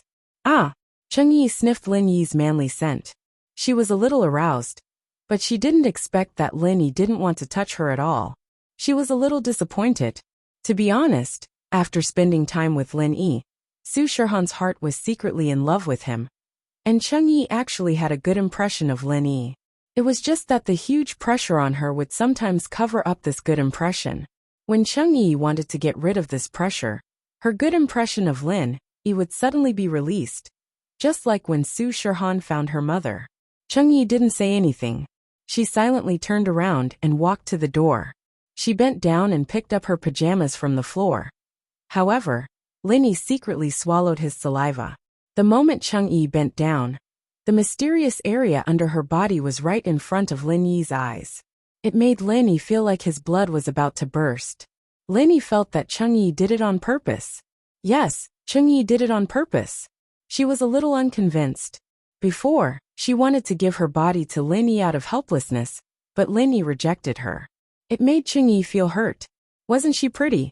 Wasn't she sexy? Wasn't her figure good? Why did Lin Yi reject her? Therefore, Changyi thought of ways to seduce Lin Yi again. When she quickly turned around, she saw Lin Yi's face was a little red. She immediately smiled. It seemed that Lin Yi wasn't really calm. It was just that his willpower was good. He definitely had some thoughts about her. Thinking of this, Changyi felt a little balanced again. Although Changyi wore her pajamas, it was just a nightgown. There was nothing underneath, and there were no buttons on the top either. There was only a belt around the waist that tied the nightgown up. If Changyi sat down, her upper body would be faintly discernible. Changyi was like a wild cat. She smiled slyly and sat in front of Lin Yi. From Lin Yi's angle, he could see her chest through her collar. Ahem. Lin Yi was a little helpless. He reluctantly turned his eyes away and said to Changyi, "Tell me, why are you looking for me?" "Sex," Changyi said. Puffed. Cough, cough, cough. Linny coughed after hearing Changyi's words. I'm serious. You've seen it just now. It's true. Changyi shrugged innocently, revealing a large gap in her neckline. Lin Yi's gaze was attracted by Changyi's sex again. He didn't expect to see something he shouldn't have seen again. He couldn't help but feel a little speechless. Okay. Actually, I'm here to be honest with you. Changyi knew that enough was enough. If she kept going with Lin Yi might find it interesting at first. But after a while, he might kick her out. That would be a tragedy for her. Earth class early phase? I've known for a long time. Lin Yi put away his awkward smile and said directly when they got down to business. How did you know? When did you find out? Or did you already know my identity? Changyi asked in surprise. From the first time I saw you, I already knew. When Su Shirhan went out with us, I already suspected you, but I wasn't sure. Lin Yi said, You're right. You suspected me then? Changyi was stunned. She didn't expect to be exposed so early. She couldn't help but feel a little discouraged. Lin Yi, I'm a star. Being good at acting is my specialty. You suspected me the first time you saw me? Am I that bad? It has nothing to do with your acting. Lin Yi waved his hand. I have an ability that allows me to see the level of a person's strength. As long as it's a spiritual practitioner, they don't need to use their practitioner's arts to know their level. Of course, you can also report this ability to your master Feng Tianhu. You know? Changyi's eyes widened. She didn't expect Lin Yi to be able to guess that she was Feng Tianhu's person. She couldn't help but feel a little awkward. Don't worry. I won't say anything. I didn't tell Feng Tianhu about the blood-clothed underworld sect, helping to kill the Grand Elder of the Black Horse Gang. I only said that Han and I left, leaving you in the room. Then the Grand Elder died. Haha. Lin Yi smiled and didn't deny it. Since Changyi decided to be honest, she naturally wouldn't be on the same side as Feng Tianhu. So this was reasonable. Then why didn't you say that you knew that I was a practitioner and suspected me? Changyi didn't dwell on the previous topic. Lin Yi didn't say anything, which meant that Lin Yi didn't want to pursue this matter. This also meant that she had hope of getting Lin Yi's forgiveness. I saw it, so I'm not sure. Lin Yi shook his head and explained. With your strength, killing Feng Sanhuang and Su Shirhan was a very easy thing to do. You didn't need to rely on outsiders. So, although I suspected that you led us into a dark alley that day, there were too many unexplainable things. So I'm not sure. So that's how it is. Changyi was stunned and shook her head with a bitter smile. Actually, Feng Tianhu wanted me to do it myself, but Xiao Han and I are from the same sect. Although I approached Xiao Han with a purpose, but as time passed, the relationship between me and Xiao Han became deeper and deeper. When I was sure that Xiao Han was Feng Tianlin's illegitimate daughter, I couldn't do it anymore. Looks like you're not someone with a heart of stone. That means you can still be saved. Lin Yi nodded. This was also the reason why he let Changyi live and didn't kill her. Changyi was a loyal person. Then how are you going to explain to Feng Tianhu? I'll say that I'm a celebrity, a public figure. After all, I make a living in the common world. If I kill someone myself, it'll be fine if they don't find out. But if they find out, then I'll have to run. Changyi said, I can't just run back to my family and sect like other cultivators. My identity is there. And Feng Tianhu also needs me to help him earn money in the common world. So he didn't hesitate and agreed to my suggestion. He sent someone else to kill Su Shirhan, and I'll work with him from the inside. You're pretty smart. Lin Yi didn't think that Changyi wasn't stupid. She came up with an excuse like this. Why do you work for Feng Tianhu?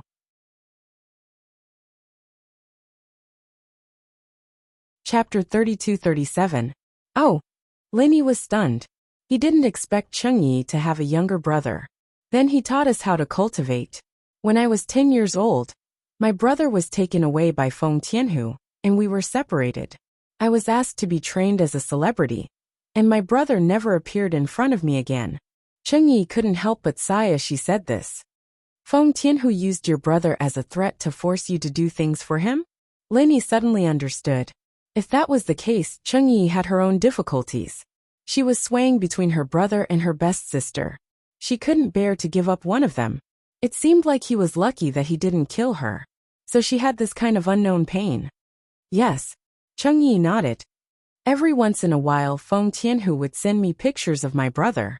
He told me that my brother was living well, and was still cultivating. But the more he did that, the more I felt uneasy. If I betrayed him, Feng Tianhu would definitely harm my brother. Then why did you choose to be honest with me? Linny asked. Because I can't let Xiaohan shield me from the wind and rain because of my mistake. I don't want to hide it anymore. It's too painful for me. Changyi shook her head and blinked her big eyes. And Feng Tianhu is afraid of you. Afraid of me? You know the truth. Linny smiled bitterly. As expected, Changyi needed something from him. Otherwise, she wouldn't have seduced him. It seemed like Changyi was willing to risk it all for her brother. But Feng Tianhu doesn't know. Changyi said matter-of-factly, I'll help you ask what's going on. Linny sighed and said, this is a bit troublesome. Feng Tianhu might not let you go so easily. What do you mean? Changyi was slightly stunned. Feng Tianhu is a sinister person. You don't know that. Linny waved his hand and explained. He's a person who will do anything to achieve his goals. If he could kill his own son to frame Feng Shipian, then you can imagine what kind of person he is. What I'm afraid of is that if I don't ask, Feng Tianhu will have a hostage. He won't be afraid of me doing anything to him. Changyi was shocked. Lin Yi's analysis was very reasonable. It could be said that he accurately grasped Feng Tianhu's personality. This meant that if Lin Yi asked this, it would mean that she and Lin Yi had some sort of agreement. Feng Tianhu could use her brother to threaten Lin Yi, so that Lin Yi wouldn't dare to do anything to him. So I can only ask Feng Shipian about this and see if he knows. If I ask Feng Tianhu, not only will he not return your brother, but he will also use it to threaten you and do something even worse, Lin Yi said. I'm sorry, I was too naive. Changyi was too worried. She just thought that Feng Tianhu was afraid of Lin Yi. But she didn't think that if Feng Tianhu had a hostage, it would be equivalent to having a life-saving talisman. Would he let go so easily? That was obviously not the case. I'll ask Feng Shipian first, Lin Yi said. N. Changyi quickly nodded. He dialed up Feng Shipian's number. Boss. Feng Shipian was already asleep, but when his phone rang, he saw that it was Lin Yi's number, and immediately picked it up. What's up? Shipian, first of all, you can tell your father that Xiaohan's mother has been found, but don't let anyone else know. Do you understand? Lin Yi said. Found. Feng Shipian was startled. He didn't think that Su Shihan's mother, his father's old lover, had been found. This was good news, and it could solve one of his father's problems. As for telling others, Feng Shipian wasn't stupid. Don't worry, boss, I won't say anything. If my mother finds out, she might cause trouble again. As long as you know. Lin Yi nodded. Feng Tianhu already knew about this, but Lin Yi wanted to hide it from Dongfang Xiaocui.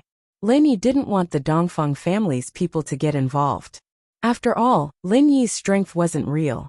If too many people came, it would be exposed sooner or later.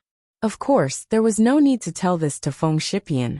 He continued, she is the old dean of Songshan Orphanage, but it's good that your father knows.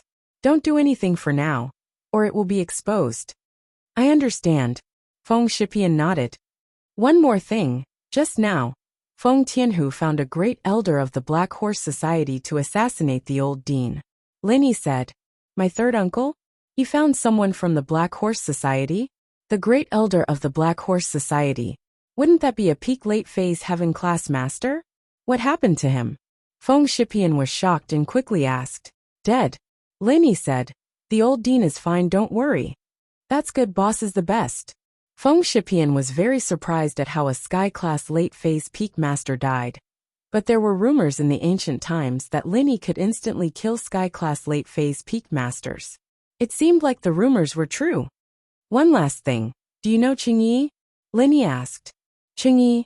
I know her, my sister's junior sister. Feng Shipian knew that Su Shihan was his sister, so he often paid attention to her news. Naturally, he knew about Changyi. No. I'm talking about Changyi's other identity. Lin Yi said. What other identity does Changyi have?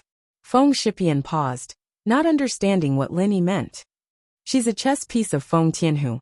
Lin Yi saw that Feng Shipian didn't know about Cheng Yi, so he explained.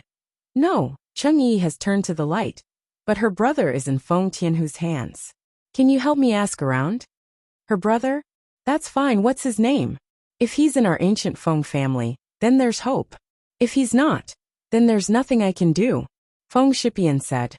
And what's your brother's name? Lin Yi turned to look at Cheng Yi. Cheng Yiran. Cheng Yi said.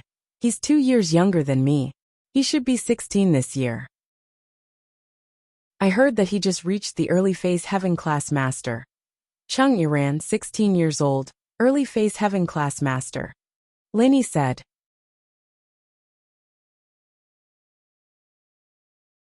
Chapter 32-38. Why? Lin Yi paused. Ancient Feng family. I'm the only heaven class master among the younger generation. 16 years old. Younger than me, how could I not know? Feng Shipian explained with a bitter smile. I see. Alright, then help me keep an eye out. Lin Yi frowned. It seemed like Feng Tianhu hid Cheng Yiran. But Lin Yi was a bit puzzled. How did Feng Tianhu control Cheng Yiran? Logically speaking, Cheng Yiran's strength was already very powerful. She could totally escape and not be controlled by Feng Tianhu. No problem. I will definitely keep an eye out for you, Feng Shipian said. If I directly kill my way to the ancient Feng family and kill Feng Tianhu, do you have the confidence to find that Cheng Yiran? Lin Yi pondered for a moment and asked. No, Feng Shipian quickly said. No. Why? Lin Yi paused. Boss, within the Feng family, competition is not forbidden. This was tacitly agreed by my grandfather. Now that everyone knows that you are my boss, if you come to the Feng family and kill my third uncle, then it will be very difficult for me. Colluding with outsiders to assassinate a family member, I will be kicked out of the ancient Feng family. Feng Shipian smiled bitterly. Feng Tianhu can just find someone to assassinate Su Shihan? Lin Yi asked back. That's in the dark. To be honest, the ancient Feng family has never acknowledged my sister's identity. If she dies, my grandfather won't say anything. But boss, if you come directly to the family, that's different. Feng Shipian was a kind person. He definitely wouldn't do something like this. Then we'll talk about it later. Lin Yi shook his head. Actually, even if Lin Yi went to look for Feng Tianhu, with this guy's ruthlessness, he might not be able to tell him where Cheng Yiran was hiding. Lin Yi was just saying it casually. He didn't have absolute confidence that he could defeat the ancient Feng clan. Once he attacked the ancient Feng clan, it would arouse the fear of the ancient Dongfang clan and the Everyday Sun sect. If the 3 clans joined forces, he would be finished. After hanging up the phone, Lin Yi looked at the disappointed Cheng Yi and comforted her. Don't worry. This matter has to be done step by step. Your brother is in Feng Tianhu's hands, so he shouldn't be in danger. For the time being, you just need to feign civility with him. Discuss with me what he wants you to do, and I'll tell you what to do. Alright. Cheng Yi thought about it. It was true. After so many years, a little more time wouldn't make a difference. Also, Lin Yi was right. As long as she was still working for Feng Tianhu had no reason to do anything to Feng Shipian. Let Feng Shipian find out about Cheng Yiran's whereabouts first. It wouldn't be too late for Lin Yi to make a move then. So he said, just now Feng Tianhu called and asked me to spy on you and test your attitude to see if you have any intention of doing anything to Feng Tianhu. Oh. Lin Yi was slightly stunned. He didn't think that Feng Tianhu's intention was involved in the previous matter. It seemed that Cheng Yi listened to half of Feng Tianhu's suggestion. After thinking about it, Lin Yi said, then tell him that you didn't succeed. I was slightly injured today, and I just leveled up, so I didn't that with you. But you've already made a good impression on me, so I won't do anything to him for the time being. Because I asked for Feng Shipian's opinion, just tell him what Feng Shipian said. Okay, I understand. Cheng Yi blushed and nodded. Okay, go back and call Feng Tianhu. Rest early and don't think too much. Lin Yi comforted her. Okay. Cheng Yi nodded and stood up. But she didn't leave. She hesitated for a moment, then suddenly leaned down and kissed Lin Yi's forehead like a chick pecking rice. The scenery of her chest was reflected in Lin Yi's eyes again. Actually, with Lin Yi's strength, he could have completely avoided it. But Cheng Yi didn't have any bad intentions, and Lin Yi was still a little reluctant, so he accepted it. Cheng Yi saw that Lin Yi didn't avoid it, and was a little happy, but she didn't dare to take another step. She was afraid that Lin Yi would chase her away, so she ran out of Lin Yi's room first. Lin Yi looked at Cheng Yi's back and shook his head. In fact, Cheng Yi wasn't a scheming girl. After Cheng Yi returned to her room, she dialed Feng Tianhu's number. So fast. Feng Tianhu had been holding the phone, waiting for Cheng Yi's news. Otherwise, he wouldn't feel at ease and couldn't sleep. If Lin Yi really wanted to deal with him, he would have to think about how to escape. Yeah, I took off my clothes, and Lin Yi was a bit interested in my body. But he was injured today, and he'd just broken through. He needed to stabilize his strength, so he just hugged me and talked. He didn't do anything else. Cheng Yi reported to Feng Tianhu. She didn't hide anything and used a narrative tone. Oh, Lin Yi was injured and broke through? Feng Tianhu was surprised. Yes, Lin Yi fought with the supreme elder of the Black Horse Gang and was injured. But he also broke through to the peak of the early phase of heaven rank, Cheng Yi said. Motherfucker, Feng Tianhu cursed. An early phase of heaven rank could kill a peak of the late phase of heaven rank. And now that he broke through, wouldn't he be able to instantly kill a peak of the late phase of heaven rank? I don't know about that. Let's not talk about the fact that Lin Yi is only interested in my body. He doesn't really like me. Even if he really likes me, he might not tell me the limit of his strength. Cheng Yi said. It was reasonable for her to say so, which made Feng Tianhu even more confused and bewildered. That's right. Feng Tianhu nodded. Then does Lin Yi know that I was the one who dealt with him? Yes, the supreme elder of the Black Horse Gang betrayed you before he died, Cheng Yi said. What? This old thing, the supreme elder? He's not reliable at all. Feng Tianhu was so angry that he cursed. Why did he have to drag someone down with him after he died? However, he still hurriedly asked, did Lin Yi want to cause trouble for me? Yes, but he called Feng Shipian. Lin Yi said that he wanted to kill his way to your door and settle the score with you. But Feng Shipian stopped him. Cheng Yi said. Why? Feng Tianhu was a little puzzled. His nephew actually wanted to protect him. You're tuning in to the Li Mei Sword of Destiny YouTube channel. We're so grateful for your support. And don't forget to subscribe to join us on this incredible journey through captivating stories.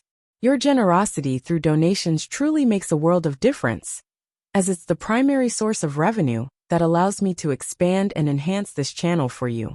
Thank you from the bottom of my heart for being a part of this adventure.